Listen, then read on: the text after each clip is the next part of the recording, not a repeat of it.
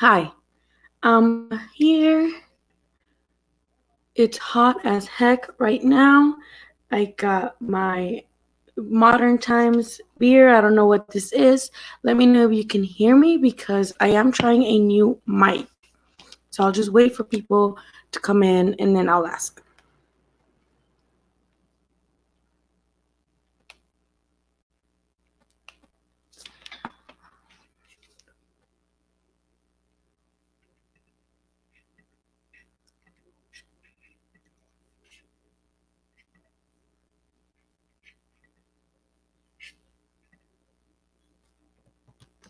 Mhm. I got a new mic, so I need you guys to tell me if you guys can hear me okay. I got a new mic. Let me know if you can hear me. If not, I'm going to take it off and then just use the same microphone that I've been using this whole time. So it would help if you guys posted, hi, Sanjeev. I don't know. Tell me how to pronounce your name. Because Sanjeev. But let me know if you can hear me properly because, again, I did get a new mic. I got a new microphone. For some reason, it doesn't show me here if it's working or not. So it would be cool if you guys told me if it works. It works. Okay, cool. Now, I've seen mostly here on Twitter all that people are fighting about Lomachenko on the timeline constantly. It's like that's the quarantine activity on Twitter. Todo el día, Lomachenko. Lomachenko, he sucks, or Lomachenko this. Okay, thank you. Ugh, I got this new microphone. I'm like, I don't know if it works. What's up with that? What's up with people not liking Lomachenko? What'd he do to you guys? I know there's definitely two beliefs with Lomachenko. Someone's like, oh, Lomachenko, he is best pound for pound. Leo, are you ready to come in? Let me see if Leo can come in. There we go. Okay. Can we hear you, Leo? Okay, we can. So, yes, let's start with that. Did you see that people are fighting on the timeline about Lomachenko? Wait, I'm sorry, what? People are fighting on the timeline about Lomachenko. Are they? Mm-hmm. Yeah, so what are you guys' thoughts on Lomachenko? I know I was saying that there's either two narratives. Either, oh, he's, arguably number one pound for pound. He has done so much and just, what does he have, like 15 fights? And he's become, multiple weight champion. And such little fights, he made people quit. Other people say he's a hype job and, his record is padded. And that's usually what the argument is online. So what is it? What do you think? You're asking everyone, including Do you think Lomachenko's a real deal? Do you guys? I wish there was a way to start a poll in here. Do you guys think right? That'd be so Lomachenko? cool. Right? Do you guys think Lomachenko's a real deal? Or do you guys think Lomachenko is a, what do they call it? Hype job. Hype job. Because that is the narrative. There's two narratives on Lomachenko. And I see it all over the timeline. Like today, I literally logged into Twitter and everybody's fighting about Lomachenko. And I think they were seeing if he would like him against Camacho because people love to do fantasy matchups and fantasy fights, and it's like that's why I don't do them because people get so worked up over them. Wait, that's the reason? I thought you. Okay, that's true. See, Edwin says Loma is the truth.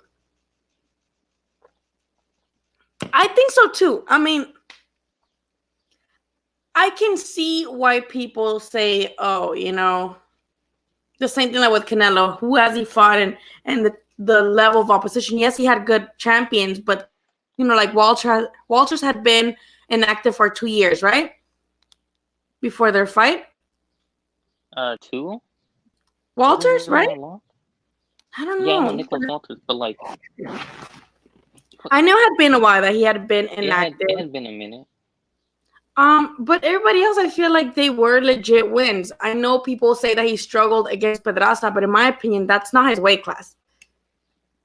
Victor says Loma is certified, 2-time Olympic gold. And I agree with Edwin. A lot of people say, use that Rigo fight against him. And they say that, oh, well, Rigo was old and is too small. But even Lomachenko said that at the end. He's like, hey, I shouldn't be getting credit for Rigo, And I really thought that fight was going to be 50-50 because, like Edwin says, they're both 2-time Olympic gold medalists. So it was kind of historical in the way that you don't really see that in the sport. Actually, had never seen that before. And then this happens and people are like, oh, well, he's old. And con los peleadores se la pela. Wait, like who though? Like, I guess Salido. And as I think I talked about this in another live that yes, Salido was being really dirty with like headbutts and he was clinching and he was hitting under the belt line. But what I noticed is that nobody has fought Lomachenko like that anymore, like with a lot of pressure. I mean, Campbell did, and he did have success with Lomachenko, but it's not like he won every round, And people don't like to see the guys that people consider, that the majority consider as pound for pounds. People don't like to see those guys struggle because it makes them seem like, oh, well, see, they're not that great.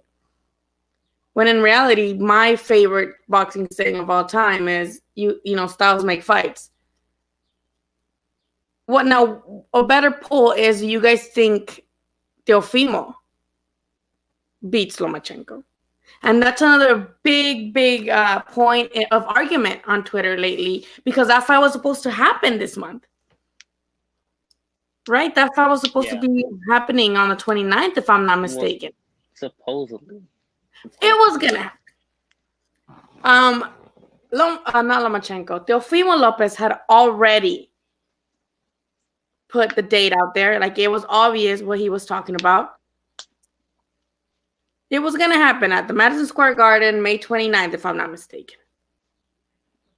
So, now do you guys think Lomachenko could beat Teo or Teo beat Lomachenko? I think Teofimo has a chance. How high of a chance do you give Teofimo? How high of a chance do you guys give Teofimo? I don't know how to answer that. I'd say...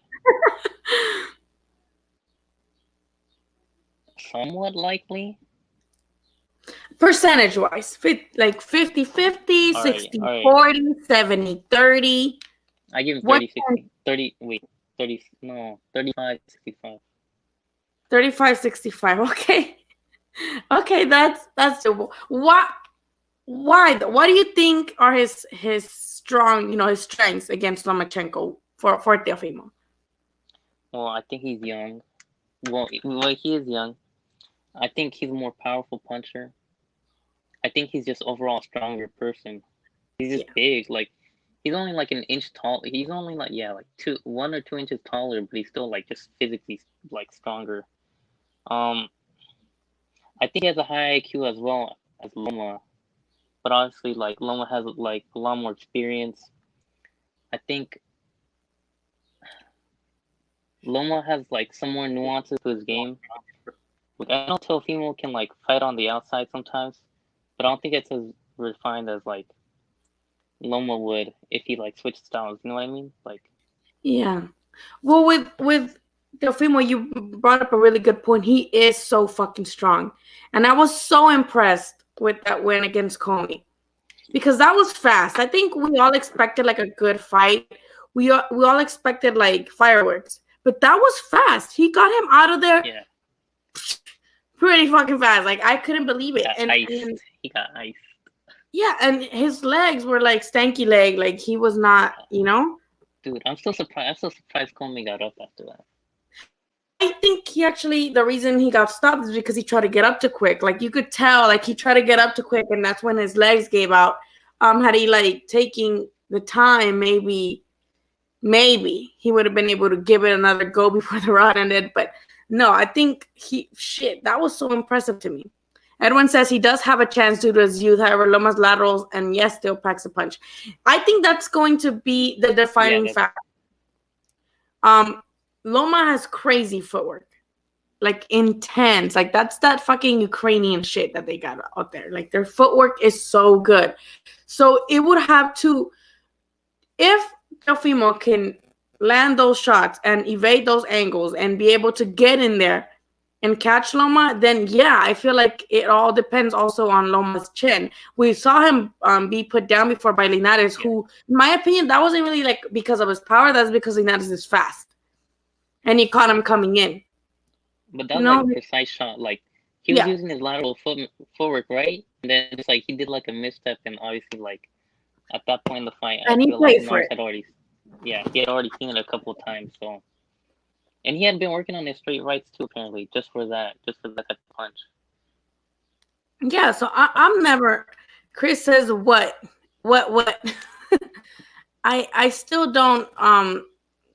That's one thing that I was so intrigued by this fight. Now, I like this fight for Teofimo in the way that Teofimo would lose nothing if he were to lose to Lomachenko. In my, I don't think it proves anything. I think it just be like, well, he still needs time and he's still green. You know what I mean? I don't think if Teofimo were to lose to Lomachenko, it made me like, oh, dismissive of him. I just be like, okay, well, keep bringing the opposition, because just because you lose to Lomachenko doesn't mean that you're ain't shit. But now, if Lomachenko loses to Teofimo, I feel like Loma fans are never going to live it down. Because they're going to be like, oh, we told you he was a hype job, and it took Teofimo to prove it. And what I don't like about that is that calling Lomachenko a hype job kind of lowers the accomplishment for Teofimo. I think it should be like, oh my God, look how good Lomachenko is, and Teofimo was able to defeat him. Instead of, oh, Loma was a hype job and it was and he was exposed, because boxing fans love to use that word, exposed. They love it. He was exposed tonight, and I can already see it all over the timeline. Even if let's say it's a war and Lomachenko just wins, people are still going to be saying that he got exposed. Like, it's never going to be Hey Lily, how would you define the word exposed? How do I define it towards boxing? Yeah. I mean, it definitely exists. Like, you can say a fighter's flaws got exposed, right? Mm-hmm. But what's wrong with fighters having flaws? And fighters are going to have flaws with different styles. Just like Canelo's not the best with fighters who move around because he's a natural puncher. Yes, those fighters who are, more tactical, who have better footwork, are going to expose that flaw of his. Right? Same with Lomachenko. Look how he lost to Salido, and look how Campbell had what it appeared visibly like a better, time with Lomachenko than most of his opponents have had. And they exposed that flaw of Lomachenko, that he has a harder time, as with anybody, with guys who are on you nonstop, pressure fighters, right? So that's my version of exposed. But me, a fighter getting exposed about their flaw doesn't make me be like, oh, well, they ain't shit. It's just like, well, good to know that I see this person has these exposed flaws, and then now we're going to see how they're going to better themselves, with that. Let's talk about 54, 60, 68. Yeah, let's talk about that too. But what's a lot of people don't like the smaller weight classes. I don't get it. Y'all are missing out if you don't like the smaller weight classes. They put on a show. I love the smaller weight classes. Talent for talent, Tank or Loma? Oh, talent wise, I don't know. What would you say, Leo? Tank or Loma? Loma. That's another good pull. I have to go with Lomachenko. Yes, Tank has really great power. No one is doubting that. And in my opinion, Tank is one of those guys who is a great prospect. Well, he's a champ. He's been champion, so I don't know if I can call him a prospect. But he's great, But he's obviously lacks, I don't want to say be mean, but he lacks discipline. And you can't miss weight several times and then go up a weight class and still miss weight. To me, that's terrible. In my opinion, Lomachenko, he's so disciplined that I don't think he would lose against Tank. Excuse me. I think Tank loses, but again, it's the power that can literally change everything. Hello, Nmas. How are you? Haney or Garcia, since y'all both in California. That would be a great fight. California. Haney, Haney. I don't think Haney's from California, but Garcia is. He's from Oakland. He's from the Bay. Is he really? I don't know. I thought he was from Vegas. No, he's from Oakland. He just never talks about it, I think. I got exposed. So who do you got? Haney or Garcia? Haney. Really? Yeah. Size, power, what do you got? I think just skills overall. I think I'm gonna have to go with Mikey. IQ. Mikey. Wait, are you talking about Mikey? Mikey Garcia, right? I'm talking about Ryan. I'm talking about Ryan. I'm sorry, y'all. Oh, yeah, Haney. I don't know. They're all from California, about Mikey, right? Because Mike, yeah. Please, Chris, be specific on which Garcia. It's just because I remember seeing those Instagram posts where they were like facing off, right? And they're trying on like IQ and all that. No. So I'm thinking it's like Ryan. No, remember, I don't know if you guys have seen, at least in the last fights I've been at, when I've seen Haney, he talks a lot about Mikey.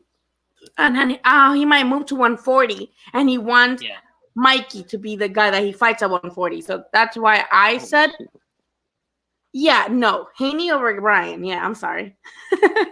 What's going on? True, well said. Smaller weight classes, we actually get the best versus the best instead of, you know what, it's true. We do seem to get more good fighters. What was the last fight with the Nicaraguan kid who was a WBC champion and he fought Martinez? Rosales. Yes. Right? That was such a good fucking fight. Those are they don't marinate shit. They're not going to be like, okay, let's figure it out. No, they do it. Look at Inoue. He's been fighting the best. Gallo fights the best. Chocolatito, they keep fighting each other. You know, it's great. Even smaller than that. Like, people don't usually. No, someone says Garcia all day, but we gotta know which Garcia. You guys gotta say Mikey or Ryan, because we know there's two. Tank has no pivot foot at all. Well, we haven't seen much, and that's the thing. I wish we could talk more about Tank's abilities as a boxer, but we haven't seen them because all his fights have ended so quickly because of his power, which could be great. He could do the same to Lomachenko, but given Lomachenko's talent and just footwork, I would not guess he would suffer the same fate as them. But I'm thinking about the Gamboa fight though. That one went like almost the whole fight. I know, and it was on Achilles. Did he have like a pivot in that fight? Supposedly. What's crazy is whenever they all introducing Loma, his dad just standing in the back with a dead face goes to show how much of a disciplined camp he comes from. Well, I think that's a good point to bring up, because a lot of times we see the dads acting I don't want to say crazy, but they're more vocal than the fighters themselves. We have Danny Garcia, where his dad's the one that says the most, and a lot of people don't like Danny Garcia because of his dad, because of the stuff his dad says, right? And then we see with Teofimo is pretty similar. Yeah. Where his dad is like saying things, and I think Teofimo even said in an interview before, well, I have to back up what my dad's saying, you know? Mm-hmm. Mikey Garcia only doing boxing is officially he's fighting Jamal Charlo 160. Damn. That's funny. We're a little behind on the comments. We would love it if you guys were a little bit more specific. Sorry, no, what do you disagree with? We're here to hear all opinions. But just sorry, now we've been talking about so much shit, I don't even know what you mean. So please. 3 Garcias. Wait, 3? Ryan, Mikey, and who else? Danny. Danny? I mean, I guess. And Danny Garcia. That's what I'm guessing. Wilder was a 3-3. I got Wilder. I hate fear with a passion. What do you mean? I mean, I know that now there's been rumors circulating that there are talks between Fury and Joshua are, basically happening. That's what's going on right now. Fury and Joshua negotiating. If that's true, I got to give props to Joshua, because he just got his belts back. And for him to take another fight where he could possibly lose, like, I do give him credit for that. However, Wilder's receiving a lot of criticism because they're saying, oh, well, he needs to step aside. Wilder needs to step aside already. He lost so that Joshua and Fury can fight, But if there was a rematch clause, then he deserves it, in my opinion. Wilder deserves to get that rematch clause because it was bound, you know. I feel like I'm sorry, DJ Scarecrows, but I think Wilder would lose again because in my opinion, he lost the first one, and then in the second one, he lost it just in more devastating fashion. So I feel like in the third one, Fury has two choices of how he's gonna take this guy out, and I just feel like he'll lose. How about you, Leo? I think Fury would win again. Yeah, and the thing is that just because I think that doesn't mean I don't think Wilder deserves to have another shot. He definitely does. You know, he was a champion for that long, the longest reigning champion. He had a rematch clause, so I feel like when you have a rematch clause, do it. But I don't know. I get why fans were like, no, he already lost, get out of the way. You know, and I know Fury's just people either love him or hate him. The thing with me is that so many people don't know that he got popped for like banned substances. Most people think he just did coke, and that's why he was banned, and stripped. No, he actually, and he blamed it on wild boar. Like he was kind of like Canelo.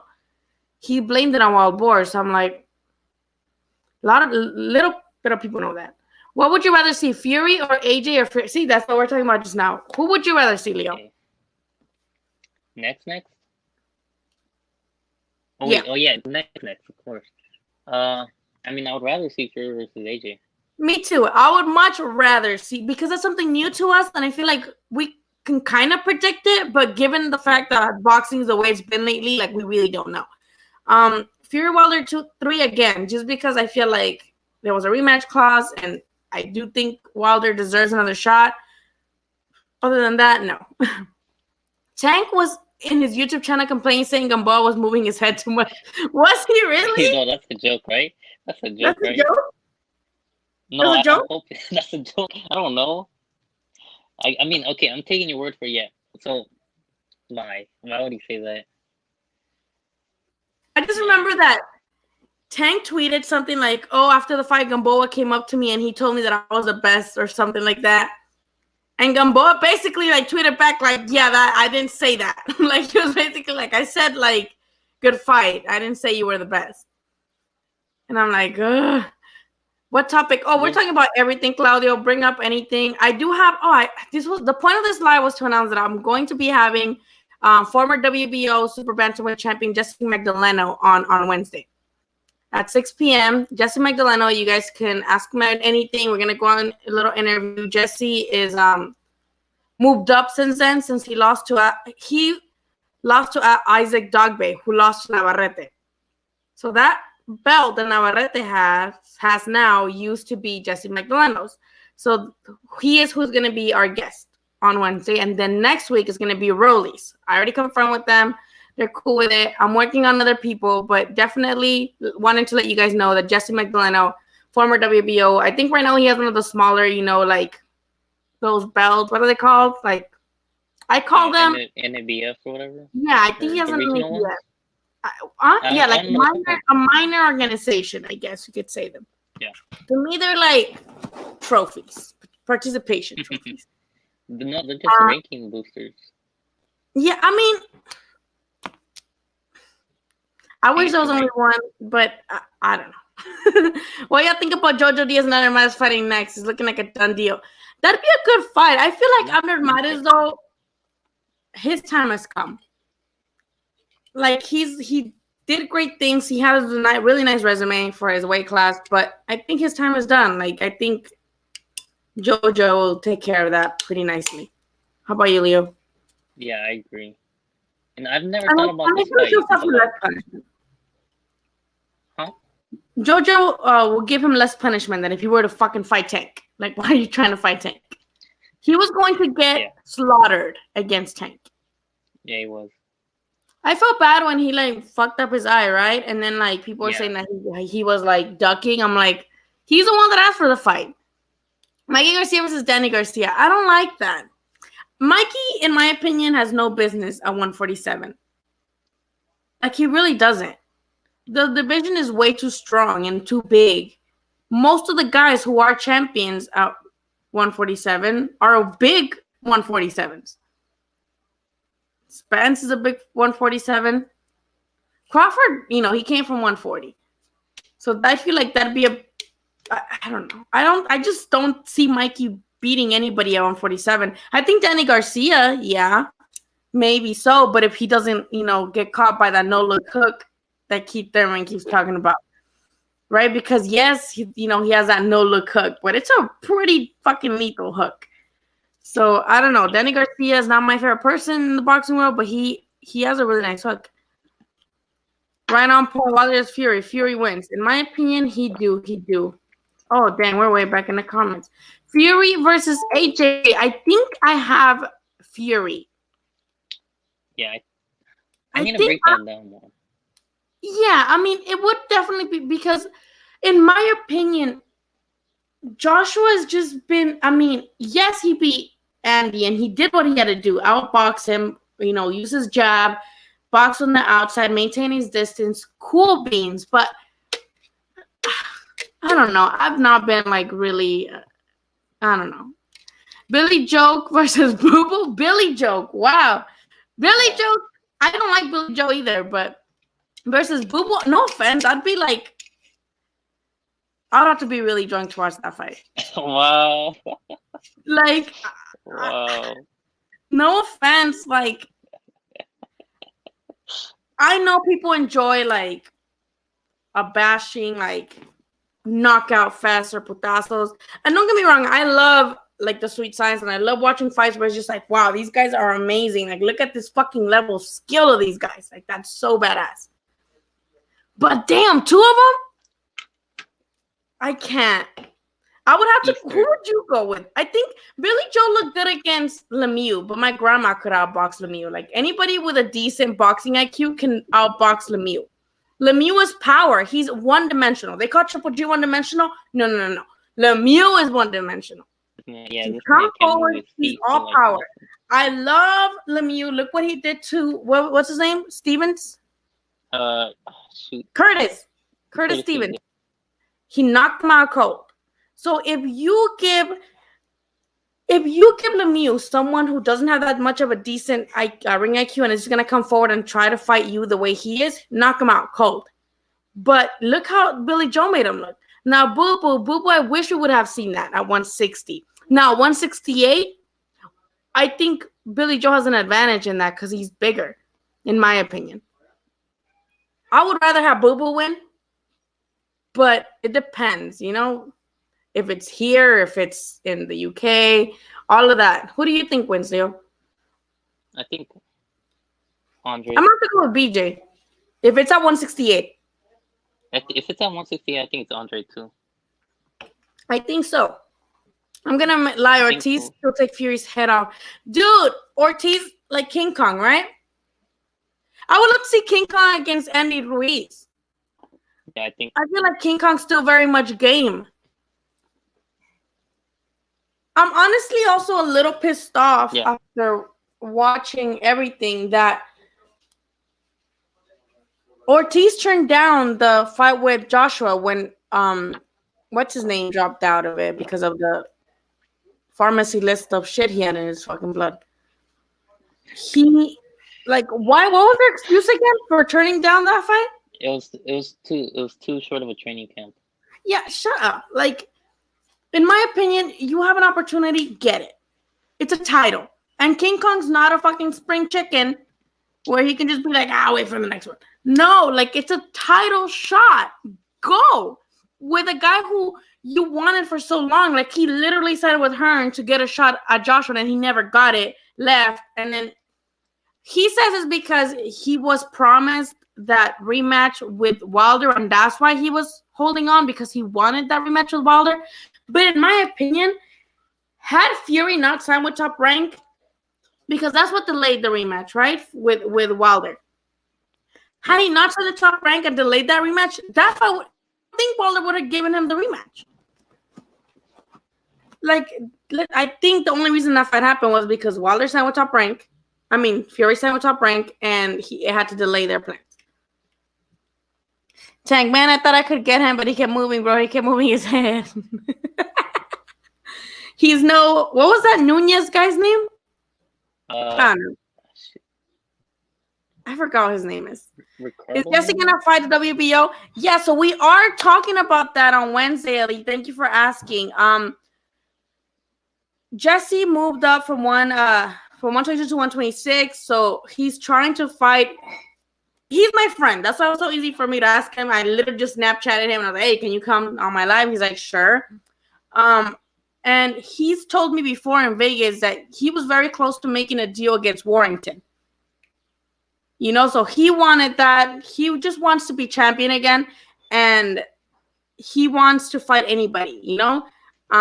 Now, Michael Conlon, he used to be a stablemate of Magdalena's, because when I used to go to the gym at Legends where Jesse would train, Oscar Valdez would train, Michael Conlon was there too, because they were all training under Manny Robles. So that would be interesting. And I saw them all spar, and it was pretty fucking great. So I would be a great fight. Mayweather's Broner is going to happen. That I would love to see that, just because I want Broner to lose to Mayweather and just like shut up. That would make so much money too. Who do you got, Leo? Mayweather or Broner? Man, do I even care about that at this point? You know I beat that boy. Did you see Spence's latest interview? Looks like they're coming in nicely. Yeah, I saw that he came out in a nice live interview. He's talking about his accident. He's talking about coming back. I really, really like Spence, how he looked. He looked pretty good. And I know, I think most people realize by now that when boxing comes back, it's going to be without fans. So I have a feeling that it's going to be a lot of tune-up fights, a lot of, hanky-panky fights that are just going to keep busy fights. What's up, Daniel? What's up, Daniel? Okay, oh my God, I went way down. I'm sorry. Who wins? Leo Santa Cruz, Berchet. I think Berchet. Berchet, in my opinion, kills everybody at 130. I love Berchet, but he does have defense problems. And you're going to get somebody who's going to fucking hit you hard. But I feel like, okay, I can easily criticize Berchet's lack of defense. Also say that if anybody had decent power, he would probably respect that. But he hasn't faced anybody with enough power for him to be like, let me, try to not get hit in the face as I come forward. But I would have to say Berchet. Julio Chavez Jr. versus Charlo. I don't want to see Chavez Jr. in anything anymore. I feel like at this point, and I know it's going to sound horrible, but they're exploiting him, in my opinion, because he definitely needs some mental health. That's true. Like, he needs to be sent off somewhere so that he can heal mentally. There's something going on there. At this point, I don't think he should be fighting. And people, I feel like, because of his name and because he does what he does, he's easy to be like, hey, come on, we need the views. It's easy money, easy views. But at whose expense? You know what I mean? And Charlo, what does Charlo prove? I want Charlo to fight real. By this point, I need Charlo to fight real fucking fighters. He did the hanky-panky with all these other guys that are not up to his level. I want a real competition. Now, Crawford came for 135, but he's still way bigger than Mikey. Damn, we're that behind in the comments. I think he's way bigger than Mikey, but he's slimmer, in my opinion, than, let's say, a Spence or a Porter. Those guys are like beefy. Mickey needs to stay away from 147. I agree. And I think his family agrees. But I can kind of get where Mikey comes from, because I'm the type of person that algo se me mete la cabeza and I want to do it, and that's just what I want to do. And ain't no one changing my fucking mind. Like, I'm going to do this, and this is what I'm going to do. And tough tits if you like it, tough tits if you don't. Like, I'm going to do it anyway. So I feel like I wish Mikey would go down to 140 and fight everybody there. I think that'd be amazing. I don't know if he could go back down to 135 after being at 147. Maybe slowly transition back to 135. But I would love to see him at 140 or 135. But I think the reason he doesn't go to 140 is because of Jose Ramirez. You know what I mean? Like, they're both trained by his brother. Obviously, his brother would take his side in the corner. But, I mean, they're all stablemates. You know what I mean? And that's why I feel like Virgil also moved up. Not only because, he's turning into an actual man now and he has man strength now and he can't make maybe 140 as easily. But I feel like that's also a reason why he moved up, Virgil, because he's like, okay, if I stay at 140, I'm eventually going to have to fight my stablemate. Or Mikey. If at the time, Mikey was at 140. So I feel like Virgil's best interest was to move up to 147. I'll ask him that when I bring him on here. LMFAO. That would be a boring fight. I'm pretty sure I already know what you're talking about. Billy Joe versus Boo Boo. Virgil Ortiz, who should he fight? I would love Virgil Ortiz, and you get mad at me for this one. Feed him Saddam Ali. Feed him. I'm telling you, no. Golden Boy don't need Saddam Ali no more. Hey, viewers watching right now. Will beating Saddam Ali prove anything for Virgil? Will we give him any more pots? He's a former world champion. Will it matter? Will it just be a waste of a training camp? He's a former world champion. Saddam Ali's chin is like, no sense. Americantia? With respect. It's like wet paper. It's like... Okay, dude, no. Okay. Dude, I'm telling you. So many people, though. Okay. The reason I also bring up Saddam Ali is because he's Golden Boy, So it'd be like, here you go, here you go. Bro. Yeah, but they have what's his face? Forgetting his name right now. I told you about him before too. He was a prospect. With Golden Boy? Yeah. He's a welterweight too. I don't know. Blair the Flair? No, it wasn't Blair. Because Blair the Flair is also 147.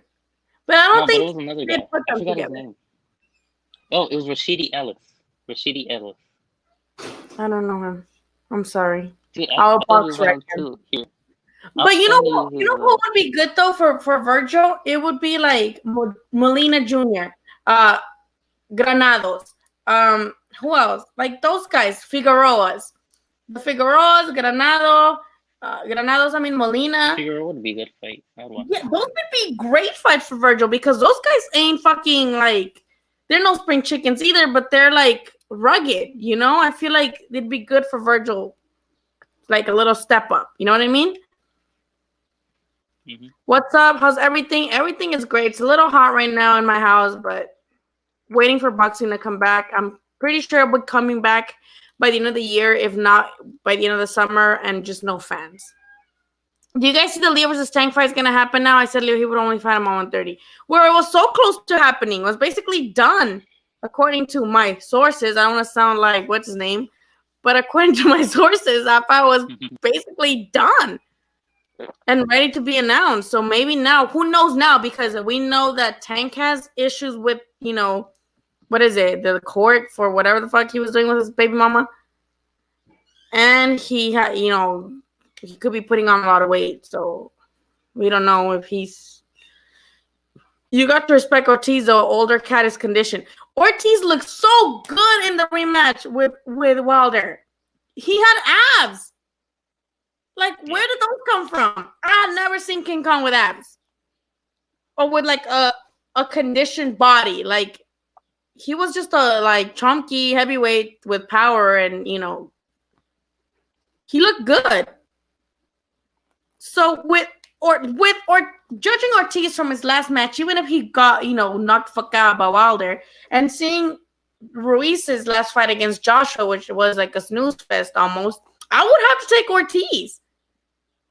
If you put those two, based on their last performances, I would take Ortiz. Would you watch Santa Cruz versus Josh Warrington? Oh, God, I would love to see that.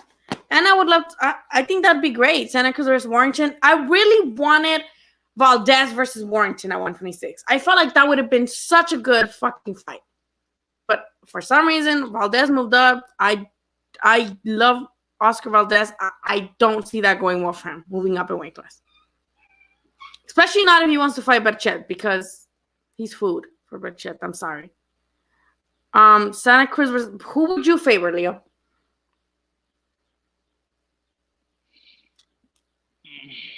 I was thinking about it too.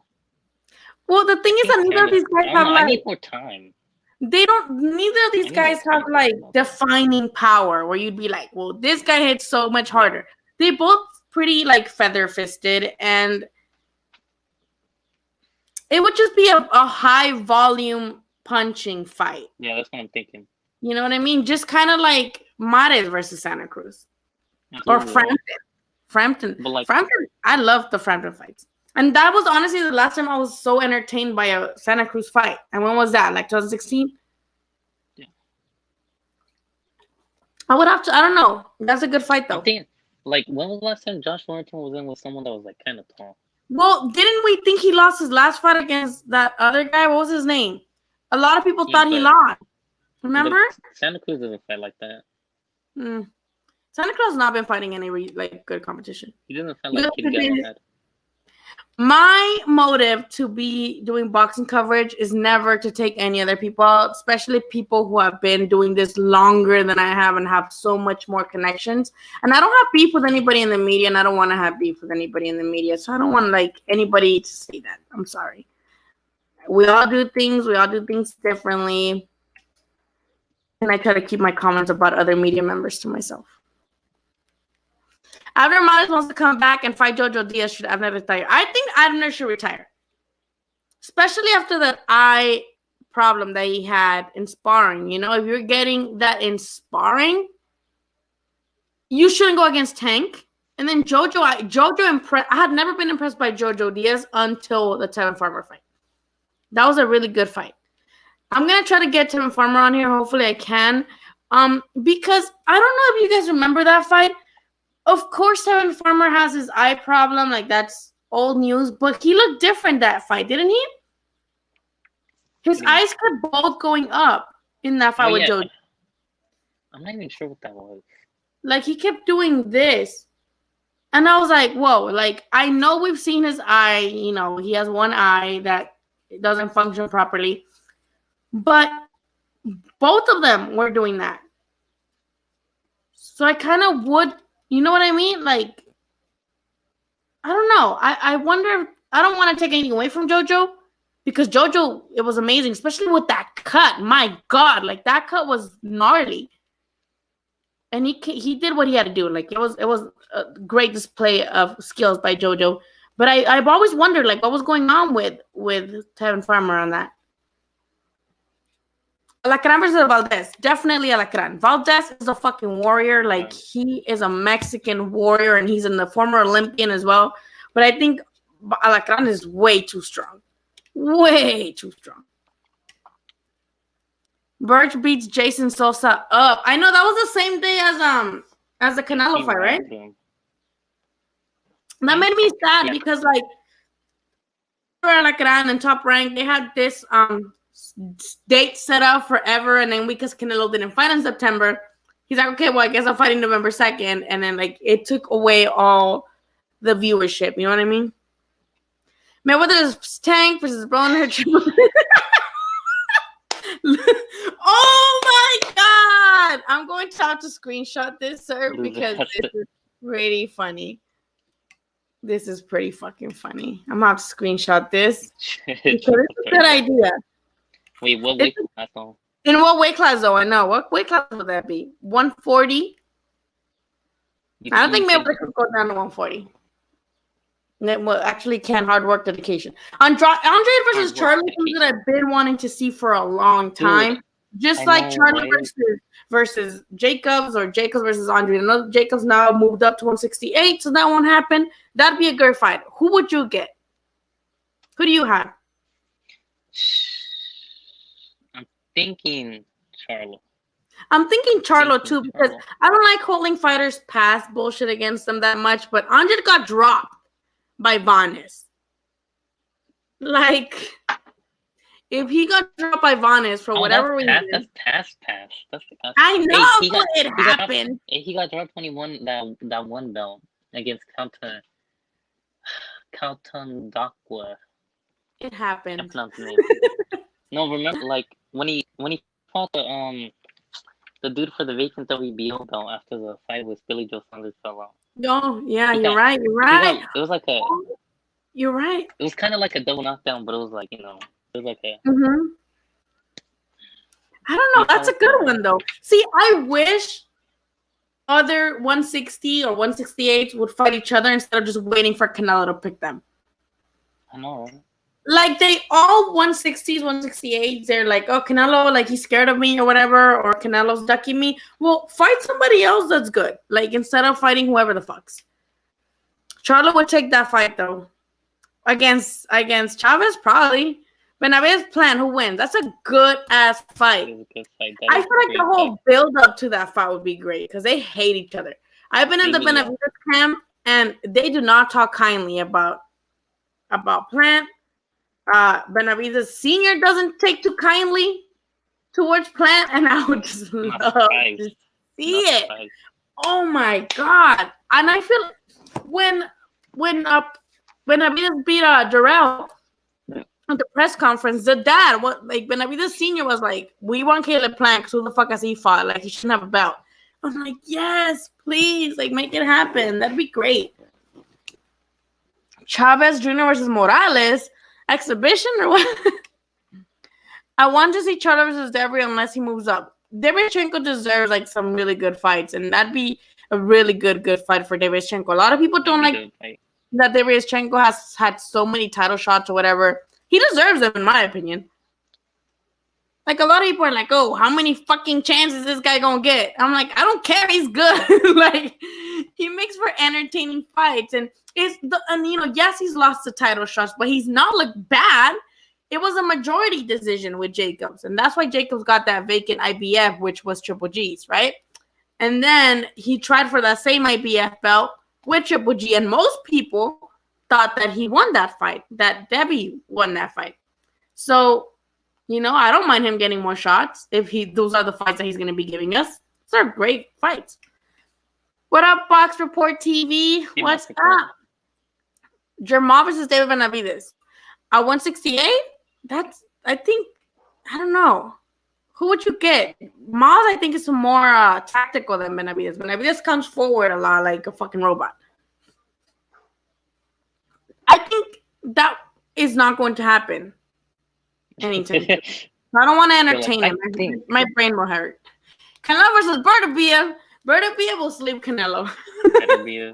Yeah. He sleeps Canelo. Yeah, you're right. I remember Ted boxed Sosa head up and punished him. And Sosa's like a good guy. Like, Sosa's no fucking chump. Sosa is no chump. Ma versus Derevyanchenko is damn good scrap. I would love to see it. And they're both PBC, right? Derevyanchenko's also PBC, right? Isn't Derevyanchenko with Al? Huh? I'm pretty sure Derevyanchenko's also PBC, right? I think so. Right. I'm pretty sure. Hold on. I need to check I'm pretty sure Derevyanchenko's also with PBC. Derevyanchenko has a better resume than Frank. He fought what's his face?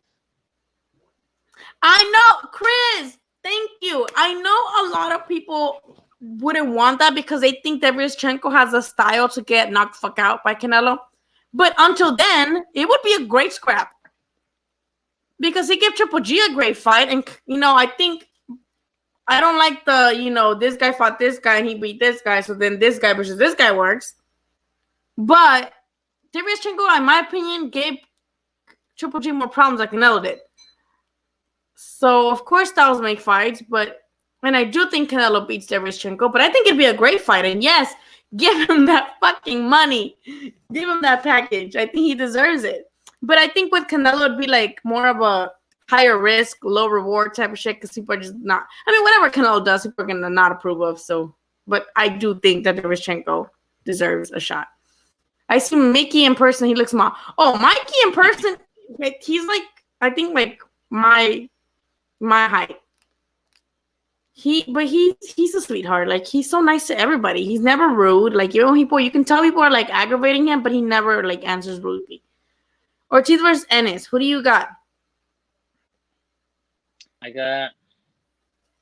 No, that's tough. That's like one of the few matchups where I'll have like. That's a fight that I don't care who wins. I just want to see it. Yes, I would love to see it. Hopefully, when boxing comes back, like we're gonna have to have a lot of tune-ups and a lot of keep busy fights, ring rust, wearing off fights.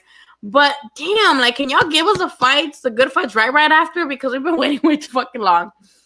Brady McHale's Canelo with dehydration clause, no catch weights. Even with, right, I still think Brady beats him. Like, I don't care what Canelo does. Canelo could be like, you can only fight him with your left hand, and like, Brady will still beat him, in my opinion. If Reggie wants a real test, said Ray Robinson, since he beat Josh Kelly and Mean Machine, who just fought Bud. That'd be a great fight, Ray Robinson. I'm pretty sure I've heard Ray Robinson to call him out. That'd be a great fight. The thing is that, I said I'm down for that fight. Yeah, you guys should be matchmakers. I heard Canelo short in person. He's not short, but he's not tall. What is he, like 5'10"? He's not like a tall guy, but he's not like Mexican short either, if that makes any sense. Chris, Canelo gave up the IBF not to fight Shevchenko. No reason he'd fight him. No. Kamal, I don't know how to pronounce your name. Canelo gave up the IBF because this is according to Canelo, and this was very public on Twitter. Remember that beef Canelo had with Golden Boy, Leo, on Twitter? Yeah. And he talked so much shit about the matchmaker because apparently they negotiated that fight for the IBF without Canelo's knowledge. They're basically saying that, he's basically saying that they had already pre-agreed to fight Derevyanchenko when Canelo had no knowledge of it. And then also, which to me, I love Derevyanchenko, but I don't like this. He wanted more than $2 million. They wanted to give him $2 million for the IBF belt, and he said no, that he wanted more money. In my opinion, why is the person, like the contender, asking for like a money like cap? Like, I don't get it. Like, if you're a contender, you shouldn't be like, oh no, I want this much. Motherfucker, fight for the belt. And then, you're worth. And even if, like, let's say he loses against Canelo, but he looks good, just like he looked against Triple G good, your network is still going to go up. So I personally did not like that he put, like, a price on it, where he's like, no, I want more than $2 million. And that's why Canelo was so mad at Golden Boy, because they only had, like, 2 weeks, right, to negotiate. And Derevyanchenko wanted more than $2 million. And time passed, and the IBF, we know the IBF don't fuck around. They're like, okay, no fucking terms were made. Cool. Give us that belt. We'll figure it out. So, no, I don't think that's what it was. Those are PBC fighters. Leo versus Tank is a mismatch. Hell yeah. I don't want to see that. I mean, I'll watch it anyway, but it's just like, come on. Brady got dropped twice. Okay, and then what did he do after that? What did he do after he got dropped twice?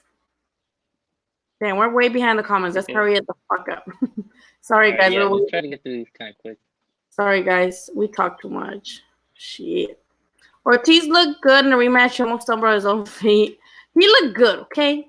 Ortiz working with Larry Wade. He has a pro Porter in tip-top shape. Works. Oh, I didn't know that. Good shit.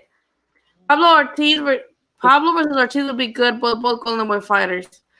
Oh, yeah, Cano. I was just talking about Cano the other day on Twitter. Oh. That'd be great, because Cano also hits fucking hard. I'm going to bring Cano on here. Cano takes his kids to school, the same fucking school I take my kids. He lives like 2 blocks away from me. I don't know, maybe he went to Mexico now that there's no boxing going on. But Cano literally lived like 2 blocks away from me. I see him every morning when we drop off our kids. Like, he has 2 daughters, and I think his wife is pregnant.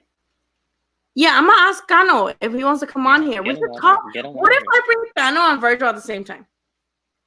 We could play matchmaker. Dude. We should. And he found out that Canelo ain't dropping Bertobiev. Yeah, Canelo ain't dropping Bertobiev. Yeah, I don't like people like, oh, he got dropped. And then what'd he do? Murdered everybody. Santa Cruz beats Warrington, not Salt. Well, Warrington looked terrible in his last outing, so I don't blame you. Warrington has been ducking, wanted no parts of Gary Russell or Shakur Stevenson. That was the last thing I remember seeing with Shakur fighting with even Eddie Hearn on Twitter because of that fight. Jojo Diaz has rematch obligations with Farmer. He's not fighting Midas anytime, if not at all. How do you think that rematch goes though? With Farmer. I think JoJo. I think Diaz. I think Jojo looked too good to make it like, oh, I wonder what happens to the next one, you know? Yes, I'm sure retired. He looks cross-eyed. Oh my, he's been looking cross-eyed because I remember in that poster for the Leo, in that poster where Leo and him were both fighting. It was in October, I think, 2017. They were both fighting in the same card, but not against each other. He looked cross-eyed as fuck in that poster. Lomachenko versus Lopez. That's a topic we entered with on the live. We think. What do you think? 35-65, Leo, for Loma. Oh yeah. I have a 60-40 for Loma. I think 60-40 for Loma. You put 35. I mean, right? Yeah. Okay. So what happened? We can back up on it when it was actually announced. So what happened was they both landed on each other, and Carlton Dogwood. Oh shoot! Hold on. I saw another comment of his. Android also. Yeah, you're right. He did get dropped by Atlantis Fox. But I saw another comment where he said he was asking if Andre was dropped by Carlton Dogwood. Charlo. Am I pronouncing that right? Yeah. Okay. So what happened was they both landed on each other, and Carlton Dogwood went down. He went like clearly went down, but Andre's glove touched the canvas too. So that would actually be a knockdown too. I think I remember that actually. But the ref only ruled Carlton Dogwood was like going down as a knockdown, and then he just like sort of ignored Andre. Like technically they both went down, but one got ruled. 160 American Man will to 160. Also, I don't want to say that was the reason why he went up to 168. Jacobs has not been able to make 160 in a fucking while. Like, it's been a fucking minute. Because he did that shit with Triple G where he came in heavy anyway. And then he did that shit with Canelo too, where Canelo's like, oh, you can't. And it's not just a lot of people playing Golden Boy. No, I think the IBF has that rule too, right? Where they can't come in more than 10 pounds. They have a second day weigh-in, basically. Right? So it's not just Golden Boy. The IPF does that. Like, the IPF does a second day weigh-in most of their championship fights. So I know they were like, oh, well, Canelo did it, and Canelo's making me do this. And in my opinion, okay, cool. Blame it on Canelo, but then why the fuck sign a contract? Be like, no, I don't want this. Let's fight it. Like, you don't sign a contract and then later complain about the terms, in my opinion. Tanaka versus Julio Martinez. I would love that fight, that would be fucking awesome.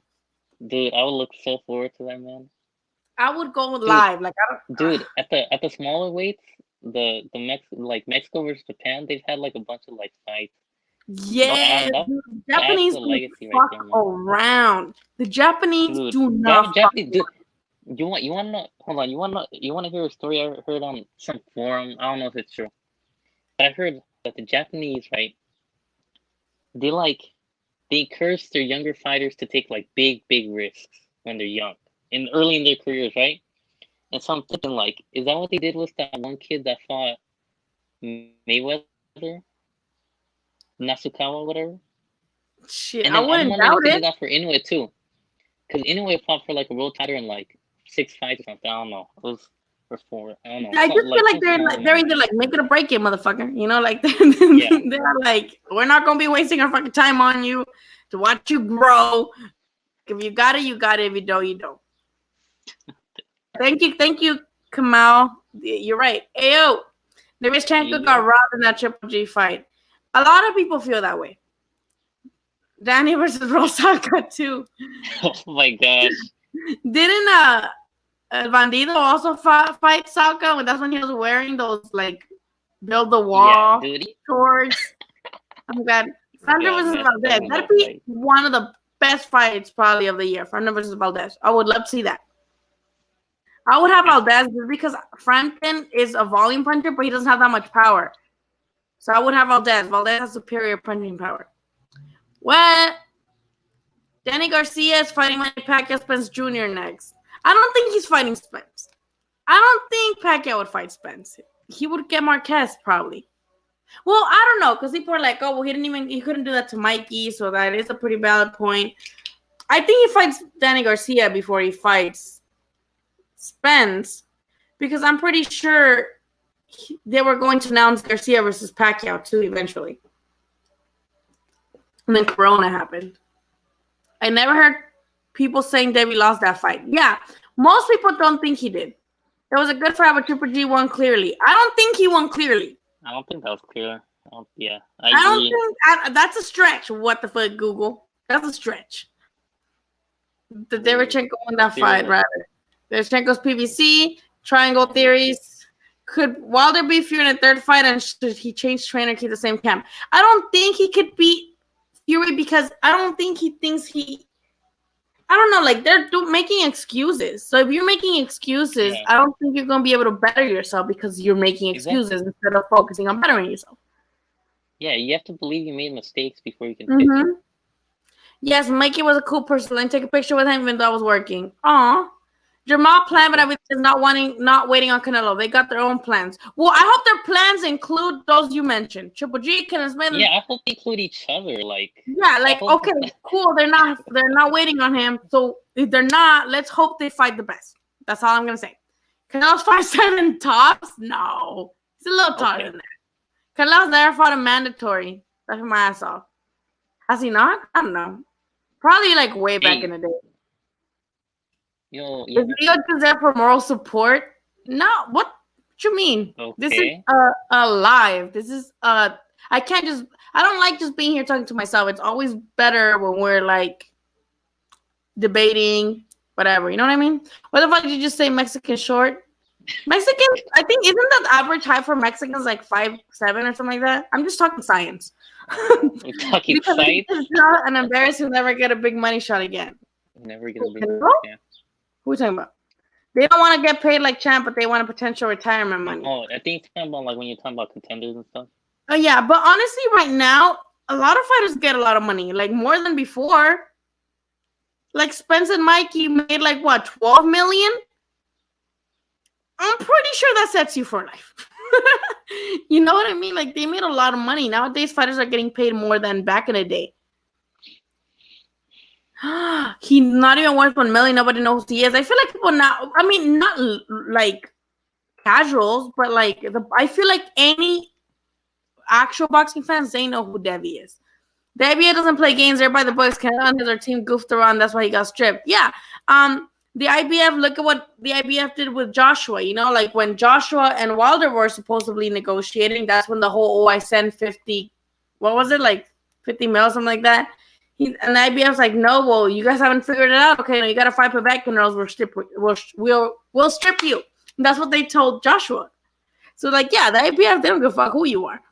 I heard rumors that Kano is King Rai at 135. Kano, that'd be good because King Rai is fast. That fight would be great. And Kano hits hard.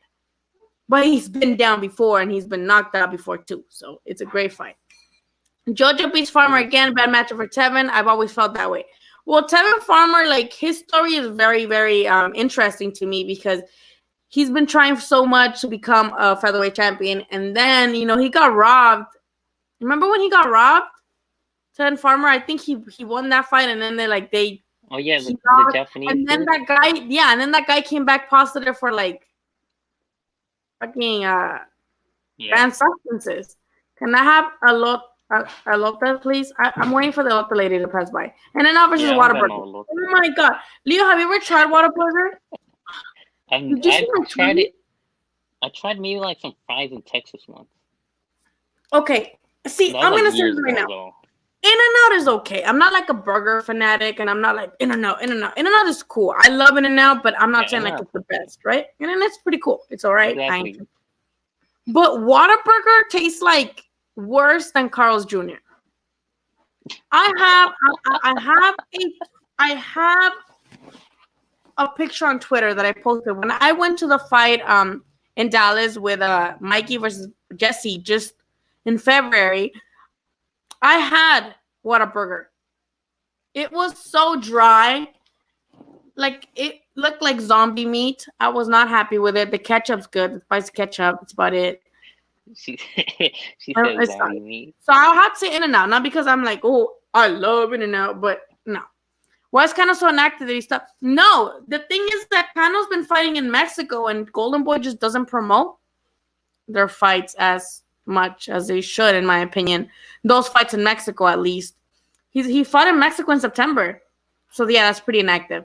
But then Corona happened, like, right after, in the beginning of March. So, either September or November. When did he fight? Was it September or November? One of those two. He fought in Mexico and he won. Is the IBF didn't have the rule with Canelo's Jacob fights? They changed it after Jacob's, but you couldn't have it. Yeah, I mean, Jacobs still... Point is, the only reason I brought that is because Jacobs... That's the reason why Jacobs moved up, because he can't make weight, not because of anybody else, in my opinion. Isn't the guy that fought Mayweather an MMA fighter? Well, which one? He fought two MMA fighters. Japanese dude. What was his name again? He was like a featherweight MMA fighter, no? Moscow. I don't know his name. Ramirez versus Taylor. That's a great fight. Taylor is... If there's one UK fighter who's the real deal, it's definitely Taylor. Like, I'm always iffy on UK fighters because they come over here and they get, like, dropped. They take a knee. Shit happens. But I'm gonna go. Taylor's good. What do you think, Lily? I don't know. Lily? That's hard. Dude, I tweeted this one time waiting for somebody to, like, pop up in my mentions. But I said I think Ramirez beats Taylor. You think Ramirez wins? I feel like if I tweeted that, the UK boxing Twitter would come at me so hard. They would like get my account. They would get my account suspended for like the 10th fucking time. Everybody's always like mad about shit I tweet, and then they suspend me. I don't know. That's a good fight. Ramirez is big. That's a good fight. But so is Taylor's big. Taylor's big. They're both like Ramirez hits hard. Like the way he ended Hooker, that was like one of my favorite fights last year.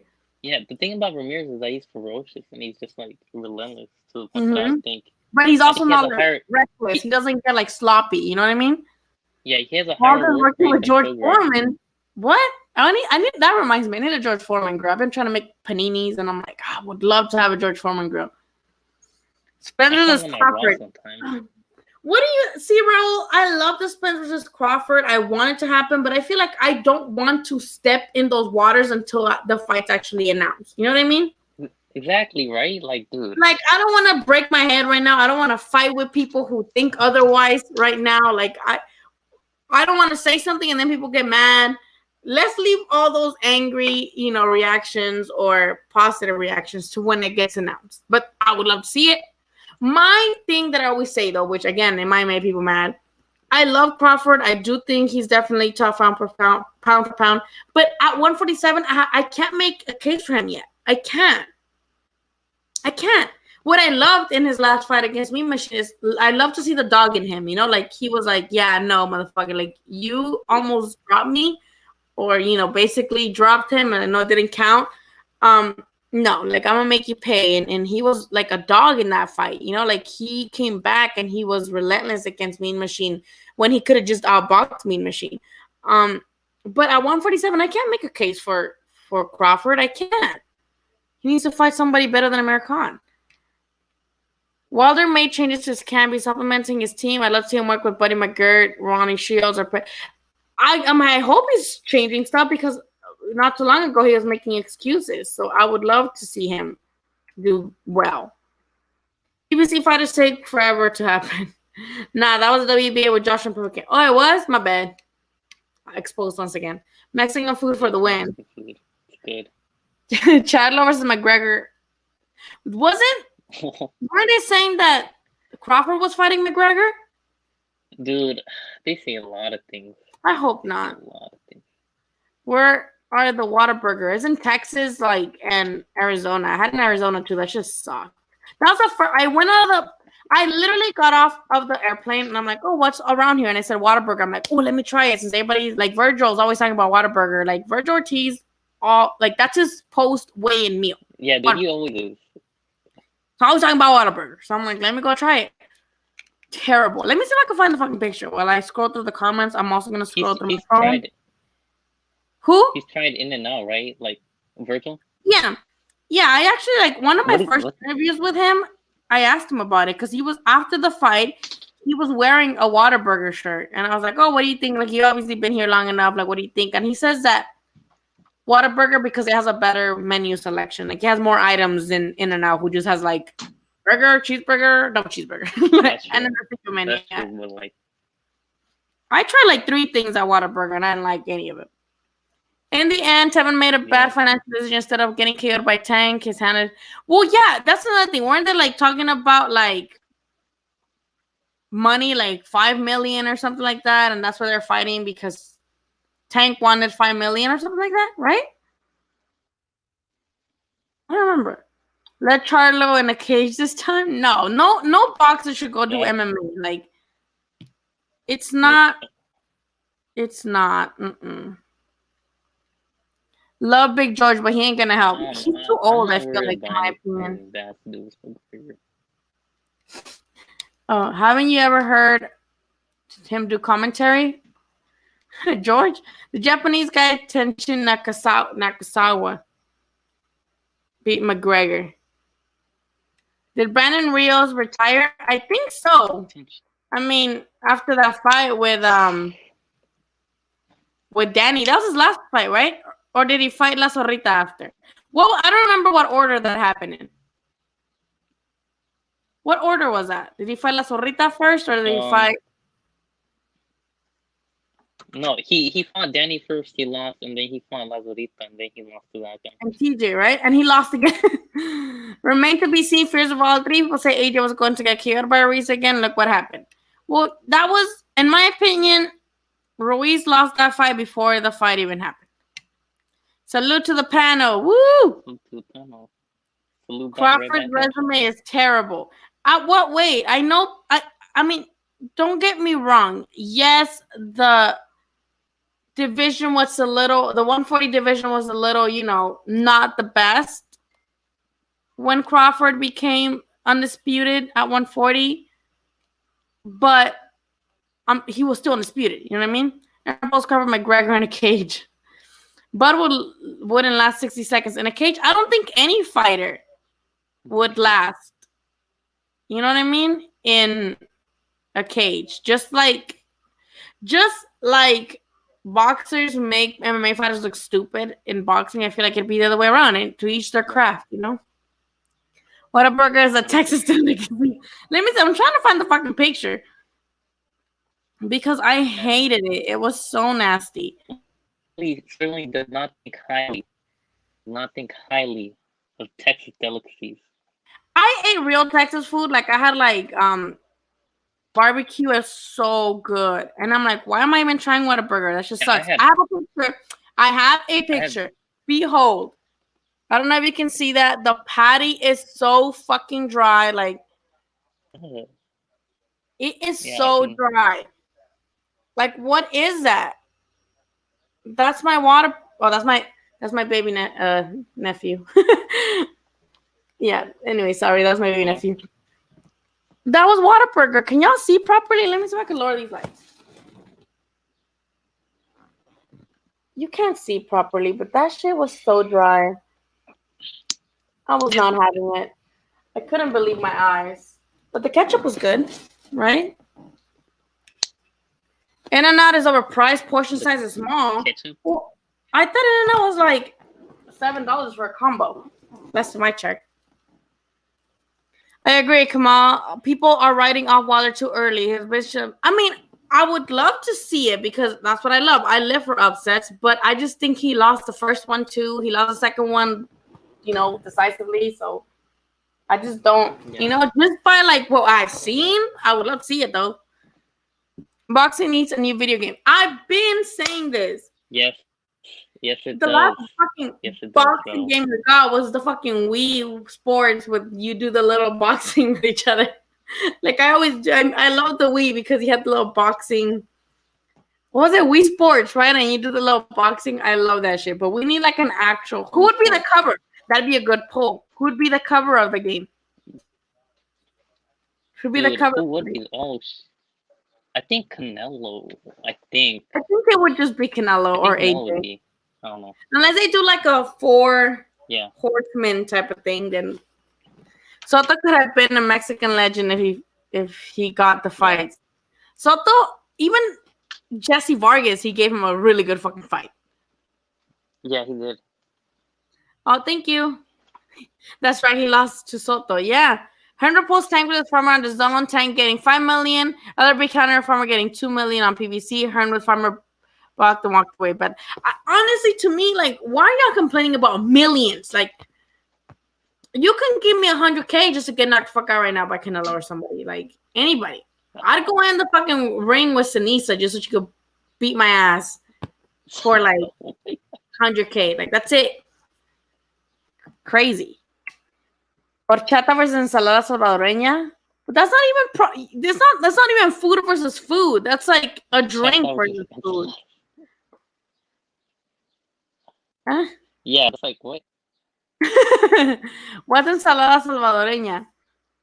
Oh, you mean okay? Ensalada salvadoreña is that drink with the fruits. You know that drink that has a lot of fruit cut up in it. No, it's a Salvadoreño drink. It's really good. You guys talking about that still? We don't know what you're talking about because Henny and horchata. Isn't there a liquor called romchata and it's like rum and horchata? I never tried it because I don't like sweet stuff, but I heard it's good. I'm originally from California, but I lived in Texas most of my life. Lived in Mexico and Central America. Texas food, like real Texas food, it's so good. Like I don't usually like barbecue meats and shit like that, but when I went to Texas, I had to go to like I had to go to like an actual barbecue spot. It was so good. I ordered way too much just because I wanted to try a little bit of everything. It was so good. I think I have a picture or a video. It was so good. Those are ribs. I got ribs, brisket, hot link, mac and cheese, beans. And I even tried Big Red, that soda that's Big Red. I tried it. It's not that great. But the barbecue was good. Usyk at heavyweight. Yeah. I think Usyk's, transition to heavyweight has just been a hot mess. Because, he got injured. He's been injured twice. And then fighters, at first he wanted to put back and they're like, no. Then, what was his name? The guy that got knocked out by Wilder, they wanted him too. What was his name? I forgot his name is. The guy that got, folded by Wilder, before. No, before that. Dominic is Brazil. Takam. They wanted Takam too, and didn't happen. So I don't know. I love Usyk. Like Usyk is probably one of my favorite fighters. But I don't think him at heavyweight. I don't know. Yeah. But he has to do what he has to do because he already did what he did at cruiserweight, so he has to move up, I think Fury Wilder 1 could be scored a draw as it was in a slight Wilder win because of, I guess. I mean, you could say that. I just feel like every round that he didn't knock Fury down, he lost, in my opinion. Andy Ruiz should be on the okay. But with Andy Ruiz, like a fit Andy Ruiz or the second fight Andy Ruiz.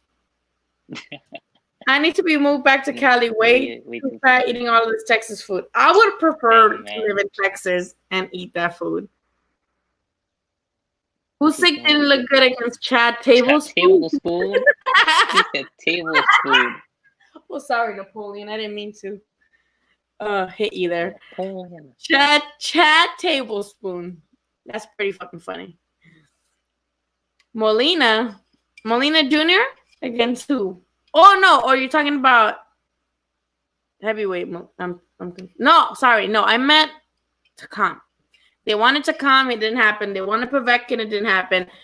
And then they just, he got like Wilder calls him Tony Bellew. Didn't he call him that? He's like Tony Bellew. That's what Wilder calls him. Bellew. Tony Bellew. Yeah, that's good. When you think about the little people, never ever. Let's put it out in the universe, though. People sleeping on Usyk. I'm not sure. Yeah. No. Have you guys seen the clip of Usyk reacting to Joshua getting knocked out by Andy? He's right next to Jacob, and he's just like, I feel like he sees money signs flying away because he's like, man, that could have been me or something, because Usyk is on another level skill wise than AJ, in my opinion. It's just if he has a chin, like if he can withstand the power of heavyweights. It's a whole fucking different weight class. But I think that fight will happen eventually because he's a mandatory, right? Or who's a man? I know he's supposed to fight. He was supposed to fight. What's his name? Pulev, the guy that kissed that girl on camera, right? Yeah. The sushi chick. He was supposed. Kubrat Pulev, yes. He's top rank and he was supposed to fight AJ for was it the IBF? IBF Pulev. 30 punches or 2 knockdowns. Choose worth. I'm confusion. Usyk will struggle at heavyweight. He's not going to fight an unathletic big man anymore. Garcia was athletic as fuck. I'm sorry. But I do feel like when I see the heavyweight division, for some reason, I see Garcia having a better time than Usyk, even though Usyk beat him. Usyk, in my opinion, I don't know. I would have to see how he holds up with the power, with the chin, you know? You have to catch him. But when you do is what's, up for debate. I know, that's what I'm saying. When has he been fighting? He was in the World Boxing Super Series. Marvel versus DC. Marvel, easy. Easy. Like, DC, the only DC movie I like, and like, okay, kind of was Wonder Woman. And the reason why I didn't like, I give it like a 7.5 out of 10. I didn't like that they tried to like incorporate historical background to it, and I feel like they didn't execute that properly. They're talking about World War, and they were like, oh, Hitler and shit. I'm like, okay, but they didn't incorporate that properly, in my opinion. So yes, it was a good storyline, but there's a lot of fucking dicking around. So I have to do with Marvel. The only good movie, I haven't seen the new Joker though. They told me it was like really violent, and I get like really triggered by those movies. So I'm like, let me like watch it in the comfort of my home. Let me wait till it hits like Netflix or like a streaming site, and then I'll watch it. I'm not gonna pay to be fucking triggered. Usyk did great cruiserweight. Heavy was a whole new level. Yeah, like he's very elusive. He's got that Ukrainian footwork, and yes, you have to catch him to obviously get him. But I wouldn't. When it does happen, it would hurt my soul to see Usyk laid out. Like I would cry if Usyk got laid out. And it can happen. I feel like he can beat AJ in my opinion.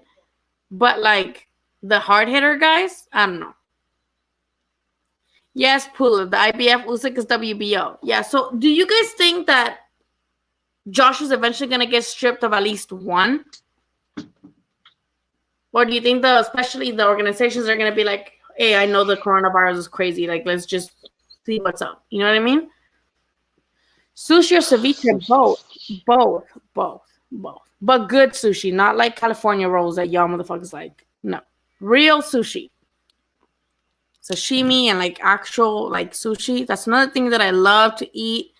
There's a place in LA called Sushi Gen, and they're like boxing fans there too, actually. And I love that place, Sushi Gen. Great sushi, but I love ceviche because I'm from Nayarit, so I gotta love ceviche too. Y'all got funny ass questions today. Garcia was very stiff and muscular. Brady's is athletic, and Usyk has definitely struggled in that one. Didn't he also struggle against he did struggle against Hunter, but he won. Man, I'm telling you, he's gonna surprise a lot of people. None of the heavyweights are quick like those. Yeah, Goofy. Me out of everyone would love to see Usyk come and like put a in the division and just like fuck everybody up. I would welcome that. My eyes would cry from happiness. But I think it's more likely that he will get knocked out sooner than he does. I'm not sure. I don't think he's gonna. I don't imagine he wins a belt. I just don't. I don't know. I don't think he beats any of the top 3. Why doesn't Andy Ruiz fight Dillian White? More money? I don't know. Yeah. Well, Eddie is on his comments constantly talking about White. The thing about White is that a lot of people are mad that we never got the B sample. Okay, sorry, I had to bring it up.